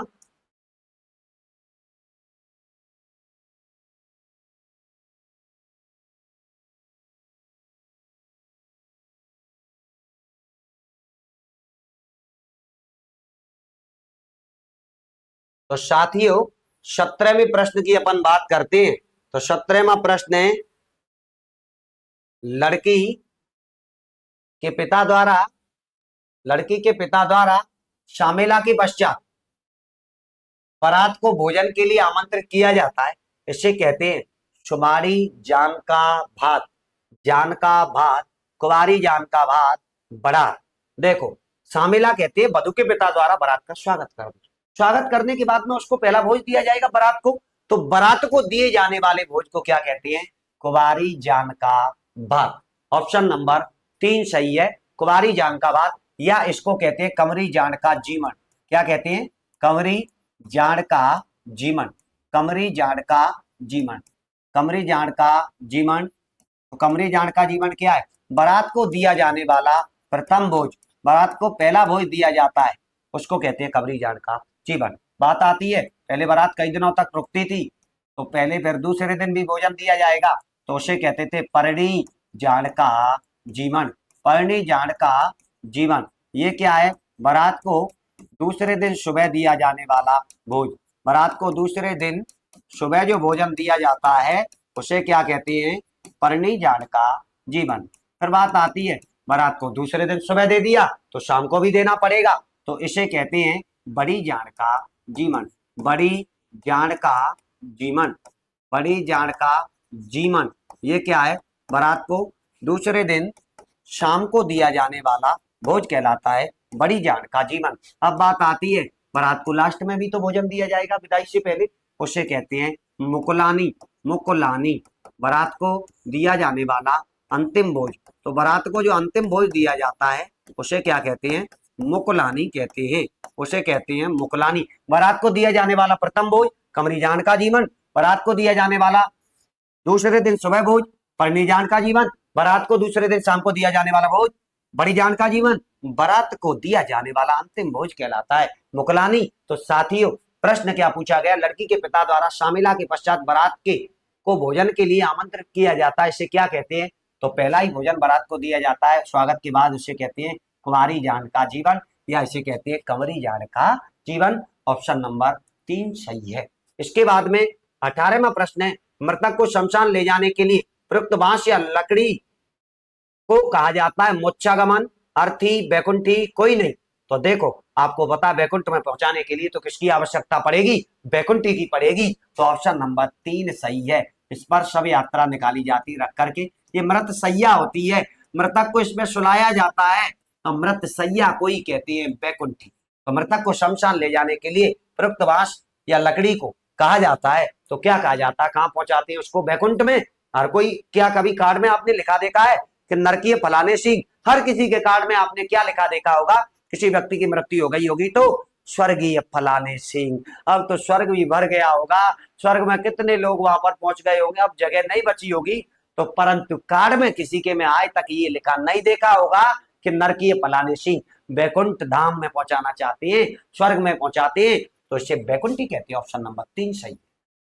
अगला प्रश्न है, 19वां बिंदौली कब निकाली जाती है? मृत्यु पर, होली पर, विवाह पर, बच्चा के जन्म पर। बिंदौली, तो बिंदौली कब निकाली जाती है? विवाह पर निकाली जाती है। बिंदौली कहते हैं वर के द्वारा गांव की परिक्रमा देना, वर के द्वारा गांव की परिक्रमा देना क्या कहलाती है? बिंदौली कहलाती है। वर के द्वारा गांव की परिक्रमा देने को कहते हैं बिंदौरी, और परिक्रमा देने को बिंदौरी कहते हैं, या एक क्षेत्रीय भाषा में कह सकते हैं निकासी। निकासी ही क्या है साथियों? बिंदौरी है। तो बिंदौली कब मनाई जाती है? विवाह पर मनाई जाती है। जब निकासी हो रही होती है, वर को घोड़ी पर बिठाते हैं और उसके द्वारा गांव की परिक्रमा दी जाती है, उसे बिंदौली कहते हैं। तो कब निकाली जाती है? विवाह पर। 20वां प्रश्न है, मृत्यु उत्सव के लिए, मृत्यु उत्सव के लिए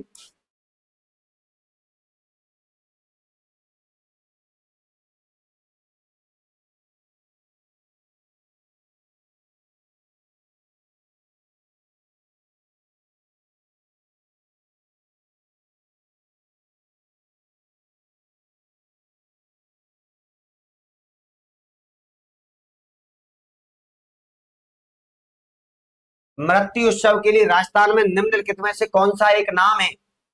दापा, मौसर, हेलमो, बड़ार।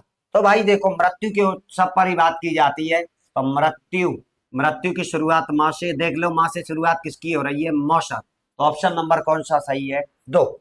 ऑप्शन नंबर 2 सही है। अगले प्रश्न की अपन बात करते हैं, प्रश्न संख्या 21। विवाह के समय वधु के लिए वर पक्ष द्वारा जो कपड़े, आभूषण आदि लाए जाते हैं उन्हें क्या कहते हैं? वधु के वस्त्र आभूषण यानी कपड़े और आभूषण आते हैं, उनको क्या कहते हैं? वेश, मुकलावा, बरी या मायरा। तो उसको क्या कहते हैं? ऑप्शन नंबर 3 सही है, बरी कहती है। पूरे नाम की बात की जाती है तो इसको बरी पाडला कहती है। क्या करते हैं? बरी पाडला। वधु के वस्त्र आभूषण आदि को क्या कहा जाता है? बरी पाडला कहा जाता है। ऑप्शन नंबर 3 सही है। 22वां प्रश्न है, राजस्थान में बड़ार क्या है? सामूहिक प्रीति भोज, रात का भोज, सुबह का भोज, त्रयोदशी संस्कार। तो बढ़ार राजस्थान में किसे कहते हैं? तो बढ़ार विवाह का से संबंधित सामूहिक प्रीति भोज को, ऑप्शन नंबर 1 सही है, सामूहिक प्रीति भोज को बढ़ार कहते हैं। 23वां प्रश्न है, राजस्थान में दूध मुहे बच्चों के विवाह को कहा जाता है? कुंवारी जान का जीवन, कुंवारी जान का भात, बाल विवाह, शुवारी जान का भात, बेगा विवाह। तो इसका जो सही आंसर है वो क्या है? और प्रश्न संख्या 23, प्रश्न संख्या 23 का जो आंसर है ऑप्शन नंबर 3 शुवारी जान का भात। 24वें प्रश्न की बात करते, किसी परिवार के व्यक्ति की मृत्यु किसी त्योहार पर हो जाती है तो वह परिवार जब तक वह त्योहार नहीं मनाता, जब मनाया जाता है तब तक उसी त्योहार के दिन किसी शिशु का जन्म हो, इसे क्या कहते हैं? तो इसे क्या कहते हैं? शोक, गमी, ऊख या टोक। तो इसका सही आंसर है option number 3 okay. Option number 3 okay.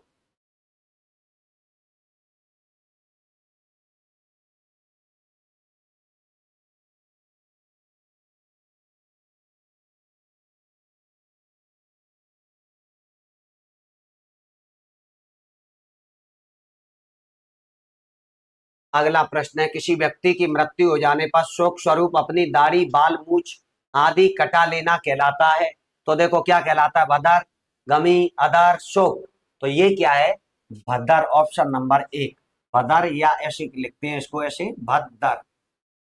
Bhaddar, Bhaddar क्या होता है, जैसे वैसे अगर बात की जाए भद्दर की, तो जो अंतिम दाह संस्कार करता है, अंत्येष्टि करने वाला व्यक्ति होता है, जिसके हाथों से अग्नि दी जाती है और उसका दाह संस्कार किया जाता है, उसके बाल काटकर चिता में डाले जाते हैं, उसे भद्दर कहते हैं। लेकिन और भी परिवार के लोगों की दाढ़ी, मूछ, बाल कटाए जाते, मृत्यु हो जाने पर शोक स्वरूप अपनी दाढ़ी, मूछ आदि कटा लेना क्या कहलाता है, भद्दर।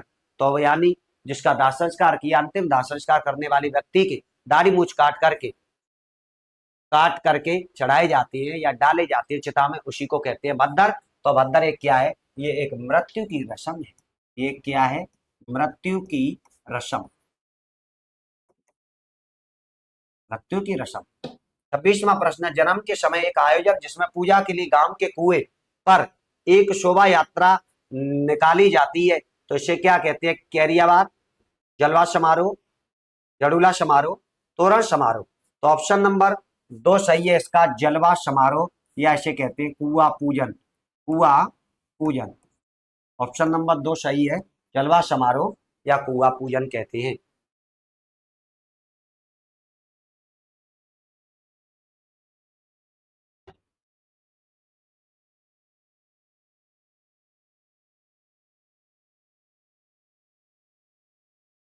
राजस्थानी संस्कृति में जानो टन क्या है, राजस्थानी संस्कृति में जानो टन क्या है, भूमि का एक माप, एक प्रकार का लोकगीत, एक कृषि पर, एक पर पक्ष की ओर से दिया जाने वाला भोज। जानो टन क्या है। 27वां प्रश्न है, तो option number 4, option number 4, Rajasthani संस्कृति में जानतर क्या है, बरपक्ष की ओर से दिया जाने वाला भोज क्या कहलाता है, जानो टन कहलाता है। इसके बाद प्रश्न संख्या 28,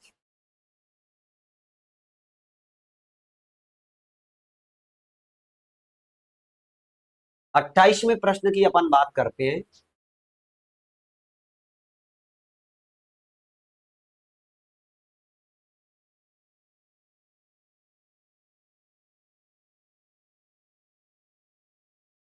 राजस्थान लोक जीवन में दूढ़ है, पुत्र जन्म के 10 दिन या 10 माह बाद किया जाने वाला उत्सव, एक लोक नृत्य, बच्चे के जन्म की पहली होली पर प्रसूता के पियर पक्ष की ओर से किया जाने वाला संस्कार, विवाह के संबंध निश्चित होने पर वर को दिए जाने वाले उपहार आदि।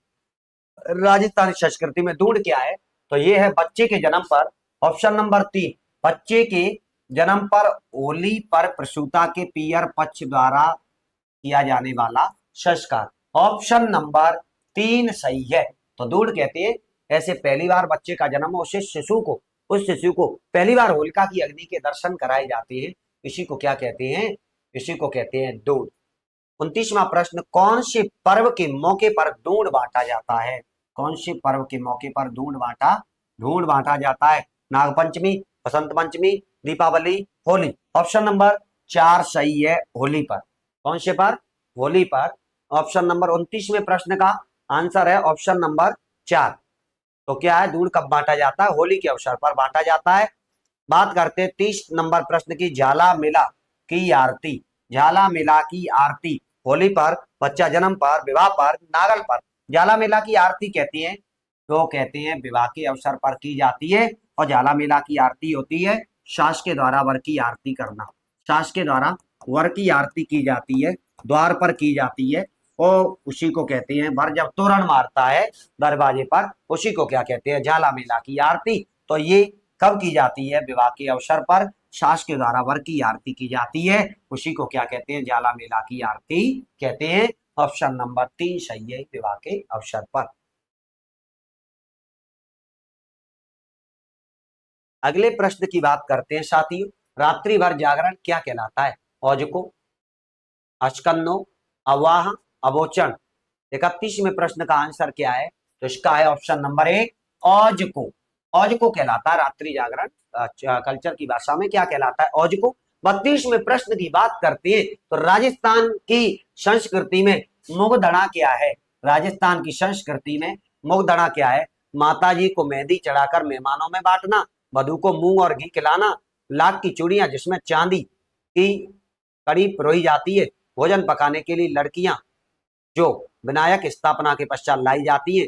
तो मूंगधड़ा का शाब्दिक अर्थ है वधु को मूंग, और कौन सा है राजस्थानी संस्कृति में? Option number 4। तो कहीं ये मत कर देना कि मूंग दड़ाएं तो वधु को ऐसे मूंग और घी दिख गए आपको, तो आप कहीं पे ये कर बैठे इसमें, तो नहीं, ऑप्शन नंबर 4 सही है। भोजन पकाने के लिए लड़कियां विनायक की स्थापना के पश्चात लाई जाती हैं। विनायक कहते हैं गणेश जी को।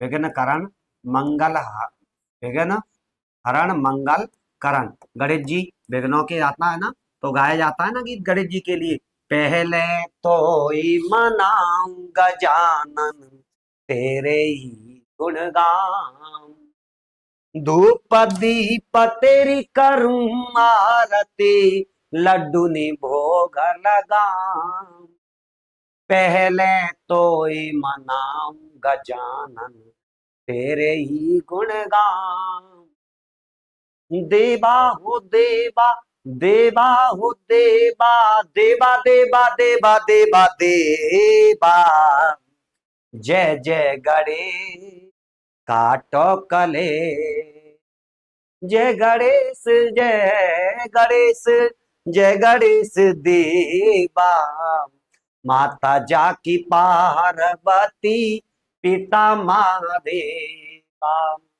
फल चढ़े फूल चढ़े और चढ़े मेवा, लड्डू को भोग लागे संत कर सेवा, जय जय गणेश काटो कले। इसका आंसर है भोजन पकाने के लिए लड़कियां जो विनायक स्थापना के पश्चात लाई जाती है उसे क्या कहा जाता है? राजस्थानी संस्कृति में मूंगधड़ा कहा जाता है।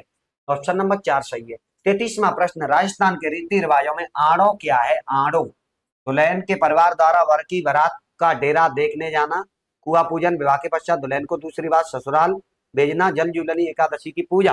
तो ऑप्शन नंबर 3 सही है। 3, विवाह के पश्चात दुल्हन को दूसरी बार ससुराल में भेजना, दूसरी बार ससुराल में भेजना एक कहते हैं ना क्षेत्रीय भाषा उल्ट पुल्ट की रस्म हो रही है ना।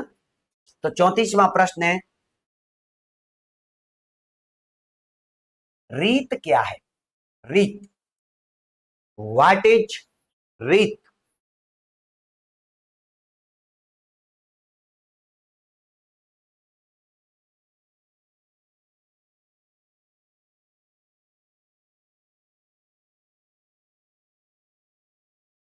रीत क्या है? विवाह से पूर्व लड़के वालों की ओर से लड़की को भेजे गए उपहार, विवाह से पूर्व लड़की वालों की ओर से लड़के वालों को भेजे गए उपहार, विवाह के बाद वधु पक्ष की ओर से वर पक्ष को दिए गए उपहार, विवाह के बाद वर पक्ष के संबंधियों द्वारा वधु को दिए गए उपहार, दिए गए उपहार। तो इसमें कौन सा सही है? ऑप्शन नंबर 1, विवाह से पूर्व लड़के वालों की ओर से लड़की को भेजे गए उपहार क्या कहलाते हैं? रीत।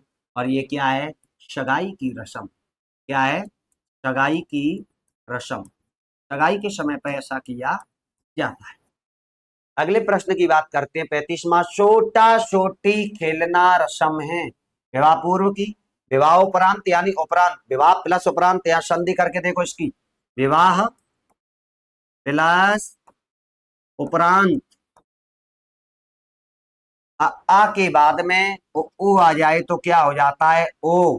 क्या हो जाता है? ओ। तो ये आ गया और ये क्या आ गया? उ। आ के बाद उ आ गया तो रिजल्ट क्या होगा? ओ। तो कौन सी संधि? गुण संधि। छोटी ए, छोटा ओ और अर, ए ओ अर, ये किसकी पहचान है? गुण संधि की। क्या आ गया है? ओ। विवाह उपरांत, विवाह प्लस उपरांत, उपरांत माने बाद में, उपरांत का शब्द का अर्थ बाद में। तो क्या विवाह के उपरांत, बाद में, या सगाई के पूर्व की, या गर्भावस्था की? तो देखो ये कब की है? विवाह उपरांत। ऑप्शन नंबर 2 सही है। इसमें संधि भी कौन सी है? गुण संधि। संधि कौन सी है? गुण। तो विवाह हो जाता है, उसके बाद में छोटा छोटी का खेल खिलाया जाता है। ऑप्शन नंबर 2 सही है। वर वधु को एक गोल घेरे के अंदर इसमें खड़ा किया जाता है, वर वधु को एक गोल घेरे के अंदर खड़ा किया जाता है और दोनों के हाथ में छोटा छोटी दिए जाते हैं। वर के हाथ में छोटा और वधु के हाथ में छोटी। और दोनों एक दूसरे को छड़ी के माध्यम से पीटते हैं, इसी को कहा जाता है छोटा छोटी की रस्म। तो ऑप्शन नंबर 2 सही है इसमें आंसर।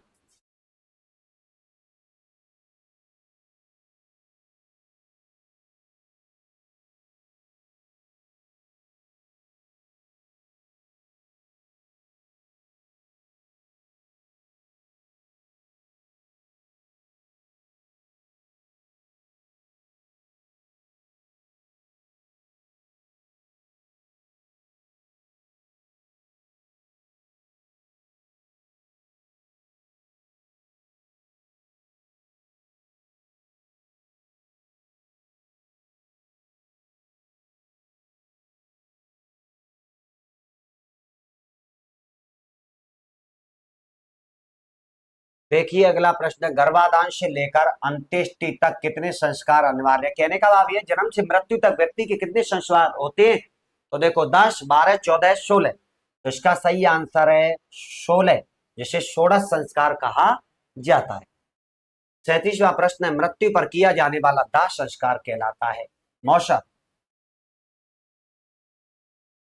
हाँ तो देखो जो संस्कार होते हैं ना, पहले 36वां प्रश्न, गर्भाधान से लेकर अंत्येष्टि तक कितने संस्कार किए जाते हैं। तो देखो ये 16 संस्कार होते हैं। नंबर 1 होता है पहला गर्भाधान। कौन सा होता है? गर्भाधान संस्कार। दूसरा होता है पुंसवन। दूसरा होता है पुंसवन। ये गर्भावस्था से 3 से 4 माह की आयु में किया जाता है। गर्भावस्था के 3 से 4 माह की आयु में। और ये पुत्र प्राप्ति की कामना हेतु किया जाता है। पुत्र प्राप्ति की कामना हेतु किया जाता है। पुत्र प्राप्ति की कामना हेतु किया जाने वाला संस्कार कौन सा है? पुंसवन। फिर बात करते हैं तीसरा संस्कार, पुंसवन के बाद में सीमांतो नयन। कौन सा? सीमांतो नयन संस्कार। सीमांतो नयन क्या होता है? ये गर्भावस्था की, तो देखो ये तो होता है गर्भावस्था के 3 से 4 माह की आयु में, और ये होता है गर्भावस्था की 4 से 7 माह की आयु में। और ये होता है शिशु और माँ को अमंगलकारी शक्तियों से बचाने हेतु। शिशु और माँ को अमंगलकारी घटनाओं से या शक्तियों से बचाने हेतु किया जाने वाला संस्कार सीमांतोन्नयन संस्कार कहलाता है। इसके बाद संस्कार आ जाता है चौथा, जातकर्म। यानी जाति, पिता की जाति वो उसके बेटा की जाति, तो जातकर्म संस्कार वो इसके बेटा की जाति होगी, जातकर्म जन्म के समय। पांचवा संस्कार होता है नामकरण। नामकरण, और नामकरण होता है 10 से 12 दिन की आयु में, विशेषकर होता है 11वें दिन। विशेषकर कौन से दिन? 11वें दिन होता है नामकरण संस्कार। छठवां होता है निष्क्रमण। क्या होता है?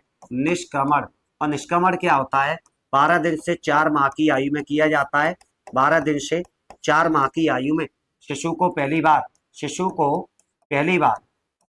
बार सूर्य या चंद्र दर्शन कराना। सूर्य या चंद्र दर्शन कराना क्या कहलाता है? निष्क्रमण कहलाता है। इसके बाद 7वां संस्कार होता है अन्नप्राशन या देशाटन होता है। अन्नप्राशन या देशाटन होता है। अन्नप्राशन या देशाटन। अन्नप्राशन या देशाटन क्या होता है?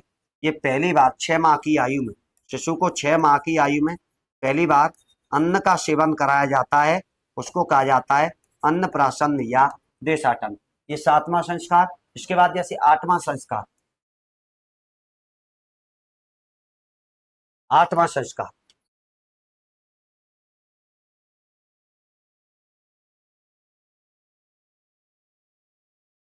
आठवां संस्कार, 8वां संस्कार कहलाता है। इसके बाद अन्नप्राशन या देशाटन। इसके बाद 8वां आता है, 8वां संस्कार आता है अन्नप्राशन या देशाटन हो गया 7वां।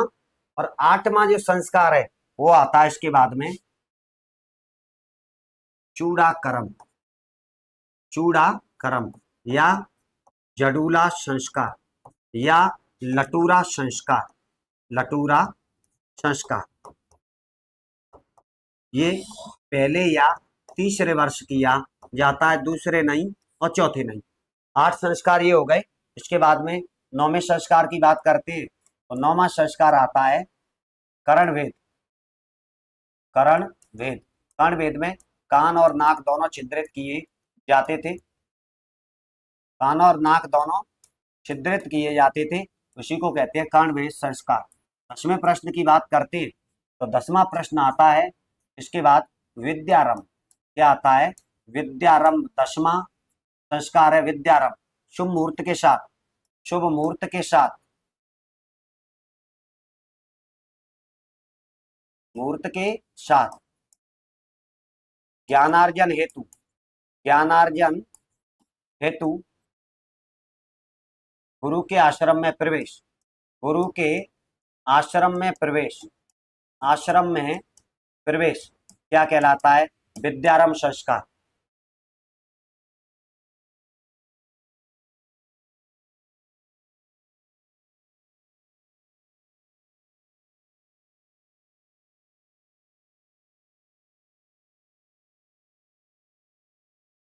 इसके बाद में संस्कार आता है 11वां, 11वां संस्कार है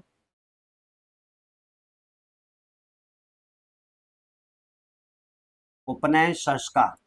उपनयन संस्कार या इसे यज्ञोपवीत भी कहते हैं, यज्ञोपवीत भी कहते हैं।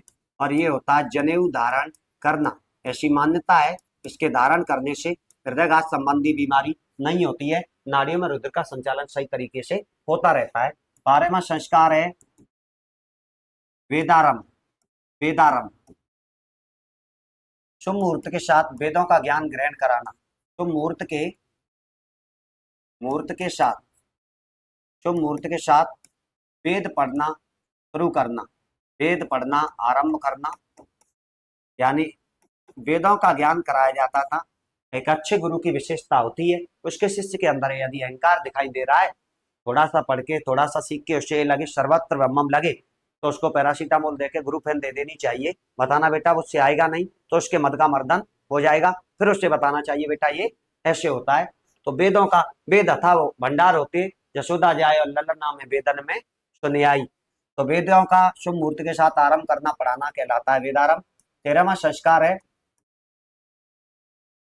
केशांत या गोदान।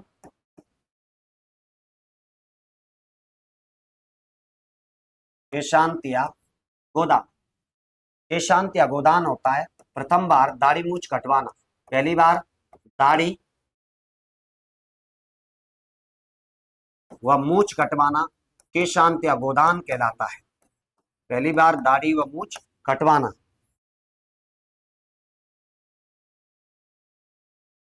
इसके बाद अगले प्रश्न की बात करते हैं। जो अगला जो संस्कार है 14वां, वो क्या है? समापवर्तन।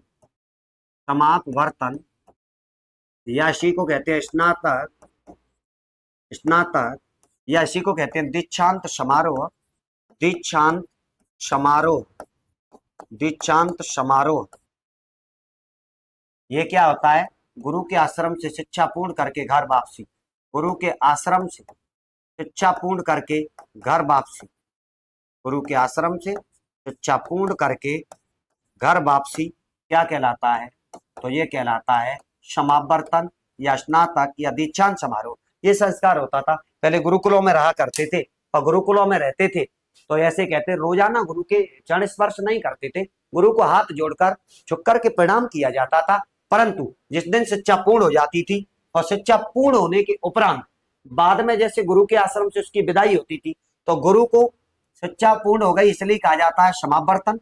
और स्नान करके गुरु को दंडवत प्रणाम करता है, जो दंडवत लेट कर उसके पैरों में, तो उसे स्नातक फिर गुरु उसे खड़ा करता है और अपने सीने से लगाता है और आशीर्वाद देता है और गुरु को वह देता था दक्षिणा, इसलिए इसे दीक्षांत समारोह भी कहते हैं। तो गुरु के आश्रम से शिक्षा पूर्ण करके घर वापसी।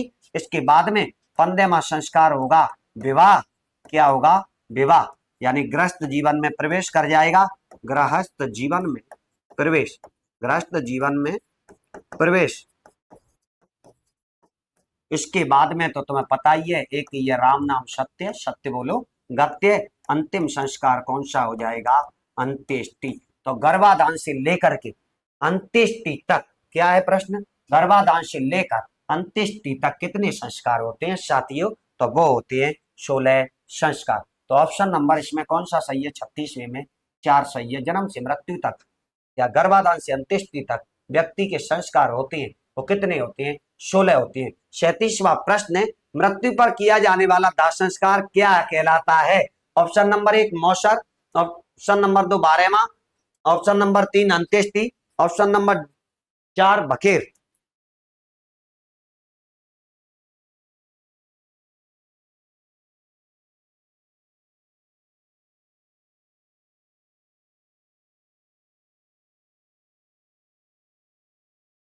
हाँ, तो अब हम बात करते हैं मृत्यु पर किया जाने वाला दाह संस्कार क्या कहलाता है। तो देखो, मृत्यु पर दाह किया जाने वाला दाह संस्कार मौसर, बारहमा, अंत्येष्टि या बखेर। ऑप्शन नंबर 3 दाह संस्कार क्या कहलाता है? अंत्येष्टि। मृत्यु पर भोज दिया जाता है वो मौसर कहलाता है, लेकिन मृत्यु पर किया जाने वाला दाह संस्कार क्या कहलाता है? अंत्येष्टि कहलाता है। ऑप्शन नंबर 3 सही है। प्रश्न संख्या 38, गर्भ में स्थित शिशु को पुत्र का रूप देने के लिए देवताओं की स्तुति कर पुत्र प्राप्ति की याचना करना कौन सा संस्कार कहलाता है? गर्भ में स्थित शिशु को पुत्र का रूप देने के लिए देवताओं की स्तुति कर पुत्र प्राप्ति की याचना करना कौन सा संस्कार कहलाता है? गर्भाधान, पुंसमान, सीमांतोन्नयन, उपनयन। तो देखो साथियों, पुत्र प्राप्ति की कामना हेतु किया जाने वाला संस्कार क्या कहलाता है? पुंसवन कहलाता है। पुंसवन ऑप्शन नंबर 2।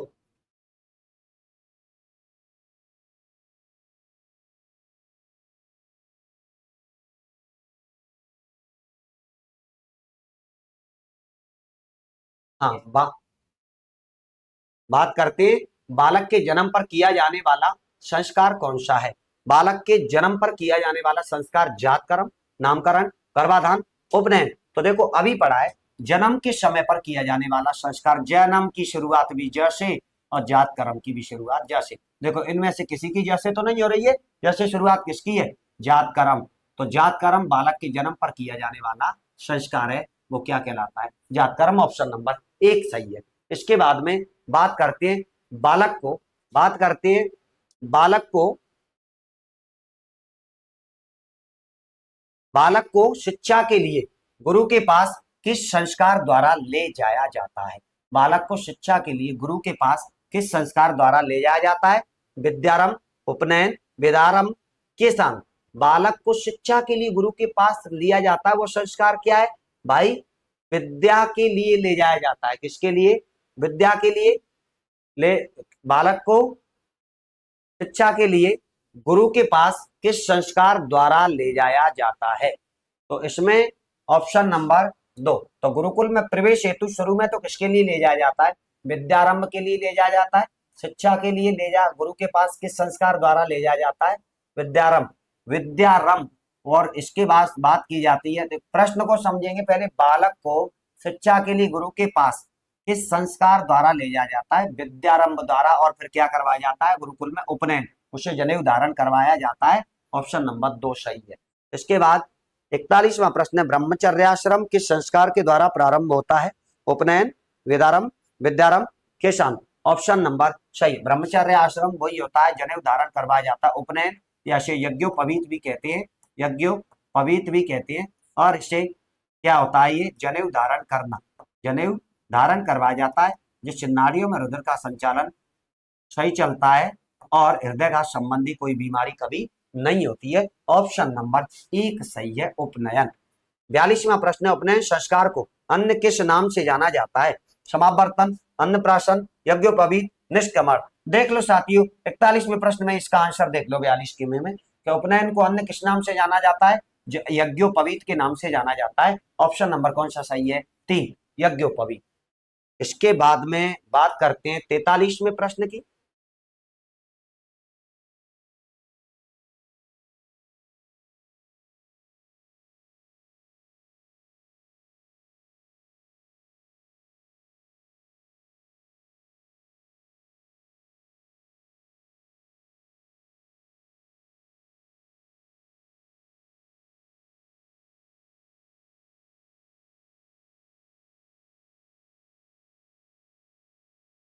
तैतालीसवां प्रश्न। हाँ, 43वां तो हो गया, सॉरी। 44वां प्रश्न।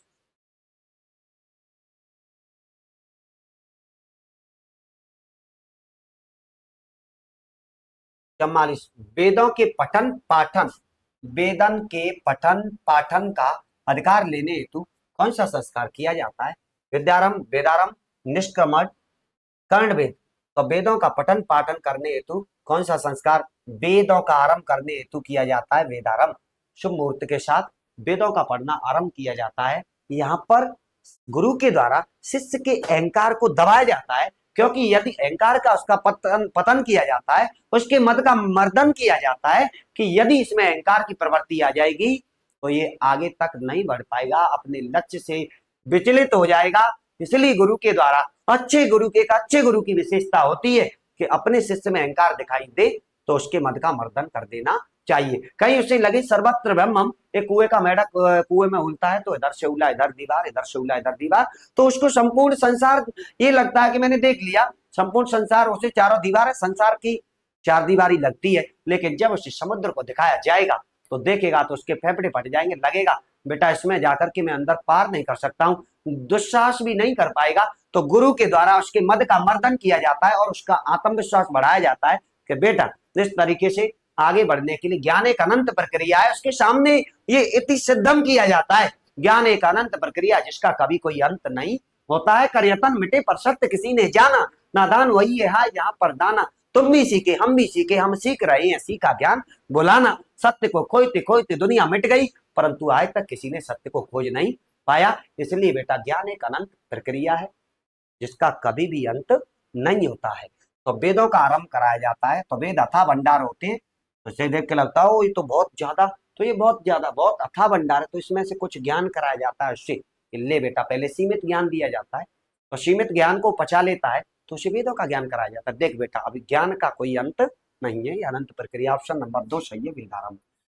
45वां प्रश्न, गर्भवती स्त्री को अमंगलकारी शक्तियों से बचाने हेतु कौन सा संस्कार किया जाता है? साथियों मैंने आपको 16 संस्कार आपको क्रम से दिखा दिए थे। तो देखो गर्भवती स्त्री को मंगलकारी शक्तियों से बचाने हेतु किया जाने वाला संस्कार है क्षमावर्तन, सीमांतोन्नयन, निष्क्रमण, अन्नप्राशन। तो वो संस्कार है सीमांतोन्नयन। सीमांतोन्नयन संस्कार ऑप्शन नंबर 2 ये होता है गर्भ की 4 से 7 माह की अवस्था में। जब गर्भावस्था कितने माह की हो? 4 से 7 माह की गर्भावस्था में किया जाता है, गर्भावस्था में किया जाता है। और किया क्यों जाता है? शिशु और मां को, यानी कह सकते हैं बच्चा और जच्चा, बच्चा और जच्चा, बच्चा जन्म लेने वाला, जच्चा जन्म देने वाली। तो बच्चा और जच्चा दोनों की सुरक्षा के लिए, तो दोनों को बचाने के लिए कहीं कोई ऐसी घटना नहीं हो जाए कि बच्चा नष्ट हो जाए या जच्चा नष्ट हो जाए या दोनों ही नष्ट हो जाए। तो गर्भवती स्त्री को अमंगलकारी शक्तियों से बचाने हेतु किया जाने वाला संस्कार कहलाता है सीमांतोन्नयन संस्कार। ये गर्भ की 4 से 7 माह की अवस्था में किया जाता है, गर्भावस्था की 4 से 7 माह में किया जाता है, इसे कहते हैं ऑप्शन नंबर 2 सीमांतोन्नयन। अगला प्रश्न है 40वां, शिशु के तीसरे एवं 5वें वर्ष में किया जाने वाला संस्कार कौन सा है जिसमें शिशु के कान बींधे जाते हैं? कर्णवेद, कर्णछाल, कर्णकाट, कर्णवेद। तो देखो कौन सा? ऑप्शन नंबर 4 कर्णवेद संस्कार। चौथा है ना, कर्णवेद में नाक और कान शिशु के दोनों छिद्रित किए जाते हैं। और ये कब किया जाते हैं? तीसरे एवं 5वें वर्ष में। पहले वर्ष नहीं किए जाते, दूसरे वर्ष नहीं किए जाते, चौथे नहीं किए जाते, तीसरे एवं 5वें वर्ष में किए जाते हैं, इसे कहते हैं कर्णवेद संस्कार। इसके बाद में प्रश्न संख्या 47। 47वें प्रश्न की अपन बात करते हैं। 47वां प्रश्न है, जन्म के छठे मास में बालक को पहली बार अन्न का आहार देने की क्रिया को कौन सा संस्कार कहा जाता है? अन्न पहल, अन्न प्राशन, अन्न ग्रहण, अन्न चाट। देखो ना अन्न पहल, ना अन्न ग्रहण, ना अन्न चाट, कहते हैं अन्न प्राशन। ऑप्शन नंबर 2 अन्न प्राशन या कहते हैं देशाटन, अन्न प्राशन या देशाटन। शिशु को छठे मास में बालक को पहली बार अन्न का आहार देने की क्रिया को क्या कौन सा संस्कार कहा जाता है? अन्न प्राशन कहा जाता है, या उसका दूसरा नाम है देशाटन। इसके बाद में 48वां प्रश्न, सामान्यतः 16 वर्ष की आयु में किया जाने वाला संस्कार कौन सा है जिसमें ब्रह्मचारी को अपने बाल कटवाने पड़ते हैं? केश लोचन, केश मूल, केशान या केश दान। तो देखो ना केश लोचन, ना केश मूल, ना केश दान, ये होता है केशांत। क्या होता है? केशांत। तो केशांत होता है शिशु के पहली बार क्या कटवाना? बाल, दाढ़ी और मूछ दोनों कटवाए जाते, दाढ़ी मूछ और उसके बाद पहली बार बाल कटवाए जाते हैं उसे तो जड़ूला या लटूरा संस्कार कहती है, पहले या तीसरे वर्ष। लेकिन बात आगे 16 वर्ष के हो जाने पर उसकी दाढ़ी मूछ और बाल कटवाए जाती है, उसे क्या कहते हैं? केशांत कहते हैं। केशांत का दूसरा नाम गोदान भी है, केशांत या गोदान। क्या कहते हैं? केशांत या गोदान। ऑप्शन नंबर 3 सही है, राइट आंसर 3। 49वां प्रश्न है, गर्भाधान के पूर्व उचित काल, गर्भाधान के पूर्व उचित काल और आवश्यक धार्मिक क्रियाएं कौन सा संस्कार कहलाता है? गर्भाधान के पूर्व उचित काल, आवश्यक धार्मिक क्रियाएं कौन सा संस्कार कहलाता है? तो गर्भाधान, गर्भग्रहण, गर्भपात, गर्भापश्च। तो ऑप्शन नंबर 1 ही सही है, गर्भाधान संस्कार। पहला सही है, गर्भाधान संस्कार। 50वें प्रश्न की बात करते हैं साथियों।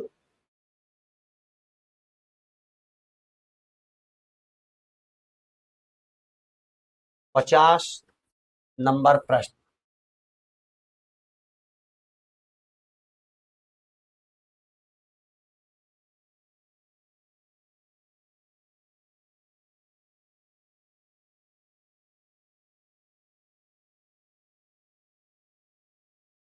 देवताओं की स्तुति कर गुरु के समक्ष बैठ कर अक्षर ज्ञान कराने हेतु किया जाने वाला संस्कार कौन सा है? विद्यादान, विद्यारंभ, विद्या ग्रहण और विद्या प्राप्त। ऑप्शन नंबर 2 दीर्घ संधि, विद्या प्लस आरंभ, विद्या प्लस आरंभ यानी विद्या का आरंभ प्लस आ होके या आ प्लस आ होके क्या हो जाता है? आ दीर्घ, दीर्घ संधि विद्यारंभ। कौन सा संस्कार? तो विद्यारंभ। ऑप्शन नंबर 2 सही है। 51वां प्रश्न, शिशु का नाम रखने के लिए जन्म के 10वें अथवा 12वें दिन किया जाने वाला संस्कार है नामदेन, नामदान, नामकरण, नामदे। तो ऑप्शन नंबर कौन सा सही है? 3 नामकरण संस्कार। ये 10 या 12वें दिन, 10 से 12 दिन की आयु में होता है। 11वें दिन भी हो जाता है बेटा, लेकिन विशेषकर देखो 10 से 12 दिन, 10वें, 11वें या 12वें दिन होता है ना।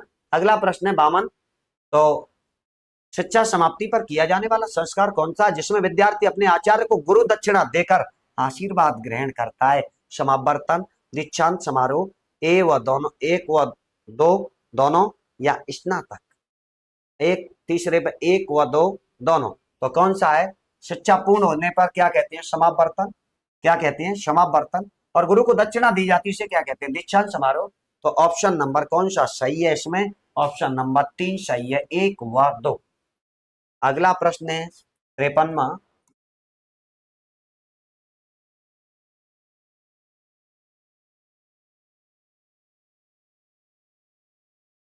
प्रश्न संख्या 53। तो प्रश्न संख्या 53 क्या है बेटा? देखो, जन्म के छठे मास में बालक को, जन्म के छठे मास में बालक को पहली बार घर से निकालकर सूर्य या पहली बार घर से बाहर निकालकर सूर्य और चंद्र दर्शन कराना कौन सा संस्कार कहलाता है? अवलोकन, आरंभण, निष्क्रमण, छठक्रमण। ऑप्शन नंबर 3 कौन सा संस्कार कहलाता है? निष्क्रमण संस्कार कहलाता है। शिशु को पहली बार, शिशु को पहली बार घर से बाहर सूर्य या चंद्र दर्शन के लिए निकाला जाता है, उसे क्या कहते हैं? निष्क्रमण संस्कार। ऑप्शन नंबर कौन सा सही है? 3। 54वें प्रश्न की बात करते हैं, शिशु के पहले या तीसरे वर्ष, पहले या तीसरे वर्ष सिर के बाल पहली बार मुंडवाने पर किया जाने वाला संस्कार कहलाता है चूड़ाकर्म, जड़ूला, ए व दो, एक व दो दोनों, मुंडन। तो ऑप्शन नंबर 3 सही है, चूड़ाकर्म या जड़ूला कहलाता है। शिशु के पहले या तीसरे वर्ष बाल कटवाए जाते हैं, इससे जरूरी कटवाना कहते हैं, तो इसी को चूड़ाकर्म या जड़ूला संस्कार कहते हैं। तो एक ऑप्शन पर चूड़ाकर्म है, दूसरे पर जड़ूला, तो इसे चूड़ाकर्म भी कहते हैं और जड़ूला संस्कार भी कहते हैं। ऑप्शन नंबर 3 सही है, 1 व 2 दोनों। तो राधे राधे सभी साथियों को। और आपका ये टॉपिक रीति रिवाज का कंप्लीट हो चुका है और आगे की बात करेंगे नेक्स्ट क्लास में। मिलते हैं नेक्स्ट डे। स्वस्थ रहो, मस्त रहो, स्वस्थ शरीर में ही स्वस्थ मस्तिष्क का निवास होता है, यह कथन अरस्तु का है, जो अरस्तु को शिक्षा मनोविज्ञान का जनक कहा जाता है। All the best.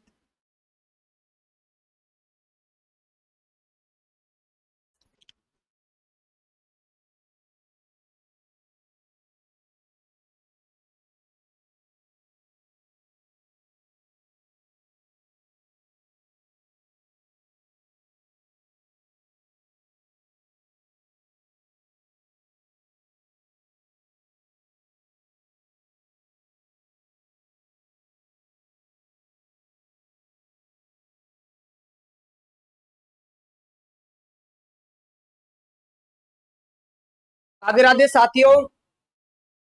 और कल हमने क्या, राजस्थान में खनिज वाला जो आपका टॉपिक था, उसमें हमने 50 प्लस लगभग 50 प्लस कंप्लीट कर रखे थे। तो आज आ जाएं 51 से आगे करें करें स्टार्ट वहीं से जहां से हमने आपको छोड़ा था, बस वहीं से हाथ पकड़ करके आगे चलते हैं। तो बात करें तो मेरे मुन्ना, ये 50 नंबर का प्रश्न है। चलिएगा, ये थोड़ा सा अगली क्लास में कंप्लीट हो पाएगा, आज भी नहीं हो पाएगा क्योंकि ये बहुत लेंथली आपका टॉपिक है। और 50 नंबर के प्रश्न की बात करें सर, 50 नंबर में क्या होने वाला है। राधे राधे बेटा, राधे राधे सबको, राधे राधे। बिल्कुल रमाकांत सर ने धुआ धुआ कर दिया उस टॉपिक का। बिल्कुल राजस्थान के रीति रिवाज मुझे लगता है आपका क्लियर भी करा दिया होगा। बिल्कुल। रॉक फॉस्फेट की खान कहाँ पर स्थित है बेटा? राजस्थान के अंदर रॉक फॉस्फेट की खान है, वो कहाँ पर है? राजस्थान के अंदर रॉक फॉस्फेट की जो खान है वो कहाँ पर है राजस्थान के अंदर? क्या आपका दरीबा है, आगूचा है, नाथों की पाल एवं जाबर है, झामर कोटड़ा है? तो आपका क्या रहने वाला है? देखो, रॉक फॉस्फेट की खान की बात करते हैं तो राजस्थान में ये कहाँ पर पाई जाती है मुन्ना? ये झामर कोटड़ा में पाई जाती है। कहाँ पर पाई जाती है? तो मेरे भाई ये झामर कोटड़ा में पाई जाती है। रॉक फॉस्फेट की खान राजस्थान में कहाँ पर पाई जाती है? झामर कोटड़ा में। बिल्कुल। जिन बच्चों से उनका जवाब आता है वो कमेंट बॉक्स में लगाते रहें। जिन बच्चों से इसका जवाब आता है, बिल्कुल बिल्कुल इज राइट है, बिल्कुल राइट है, वेरी गुड वेरी गुड। चलिएगा, अगला प्रश्न है आपका प्रश्न नंबर 52। राजस्थान का कौन सा जिला रॉक फॉस्फेट खनिज का उत्पादक नहीं है? ऐसा कौन सा जिला है जहां पर रॉक फॉस्फेट उत्पादन नहीं किया जाता है? का उत्पादन नहीं किया जाता है? क्या आपका उदयपुर है, पाली है, जैसलमेर है, जयपुर है? तो आपका रॉक फॉस्फेट जिस जिले में उत्पादन नहीं होता है तो वो आपको डिस्ट्रिक्ट बताना है। सर बात की जाए उदयपुर, जैसलमेर, जयपुर में तो आपका ये उत्पादन होता है, बट कहाँ पर नहीं होता? ये पाली में नहीं होता। ये कहाँ पर नहीं होता मेरे मुन्ना? पाली में नहीं होता। बिल्कुल। राधे राधे, राधे राधे सबको, राधे राधे। एक बार क्लास को शेयर करते रहें। जिन बच्चे ने अभी क्लास को लाइक और शेयर नहीं किया है तो वो इस काम में आप पीछे ना रहें।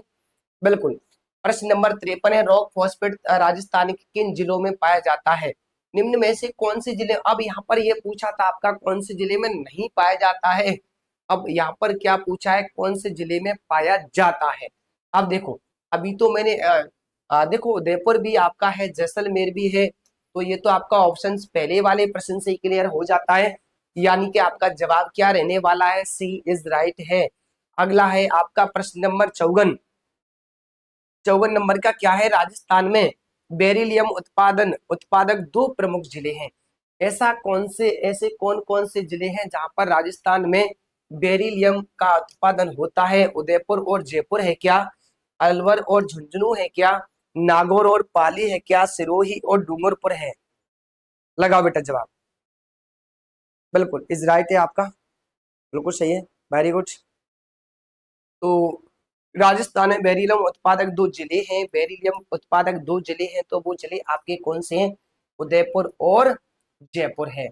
उदयपुर और जयपुर ऐसे दो जिले हैं राजस्थान में जहां पर बेरिलियम का उत्पादन किया जाता है। आगे है प्रश्न नंबर कितना है? 55 है। 55 और 56, 57। चलिएगा, एक एक से आपको क्लियर कराता हूँ। 55 नंबर में आपका क्या पूछा है? नाथरा की पाल तथा मोरिजा वानोला क्षेत्र में क्या उत्पादन किया जाता है? यानी क्या कौन सा खनिज का उत्पादन होता है? कौन सी खनिज का उत्पादन होता है? नाथरा की पाल, मोरिजा वानोला क्षेत्र में की जो खाने हैं उनमें क्या उत्पादन किया जाता है? क्या कोयले का उत्पादन किया जाता है? कोयले की ये प्रसिद्ध खाने हैं क्या? तांबे की प्रसिद्ध खाने हैं क्या? लो अयस्क की प्रसिद्ध खाने हैं क्या? मैगजीन की है क्या? अब देखो बेटा, नाथरा की पाल, मोरिजा वानोला क्षेत्र में किसकी प्रसिद्ध खान है? ये लो अयस्क की प्रसिद्ध खान है। दूसरी बात, लाल सोट, रावसोला एवं बोमानी स्थान किस जिले से संबंधित है? यानी किस खनिज से संबंधित है? लाल सोट, रावसोला एवं बोमानी स्थान पर क्या खनिज पाया जाता है? कौन सा खनिज निकाला जाता है? मैगजीन है, टंगस्टन है, तांबा है, लो अयस्क है। तो बेटा आपको यहाँ पर भी ध्यान में रखना है, क्या हो जाएगा? लो अयस्क की ये प्रसिद्ध खाने हैं। ये बेटा लौह अयस्क की क्या है, प्रसिद्ध खान है। बिल्कुल, आप अपने जवाब तेजी से थोड़ा सा लगाओगे, तेजी से अपना नात्रा की पाल खान किस जिले में है? नात्रा की खान की पाल की बात आती है, नात्रा की पाल जो खान है कौन से जिले में है, कौन से जिले में, और ये ध्यान रखना किसके लिए प्रसिद्ध मानी जाती है, लौह अयस्क के लिए। तो आपका जिला पूछा जाए तो कौन सा हो जाएगा आपका, उदयपुर हो जाएगा। कौन सा हो जाएगा मेरे मुन्ना, उदयपुर हो जाएगा। आगे है आपका प्रश्न नंबर 58।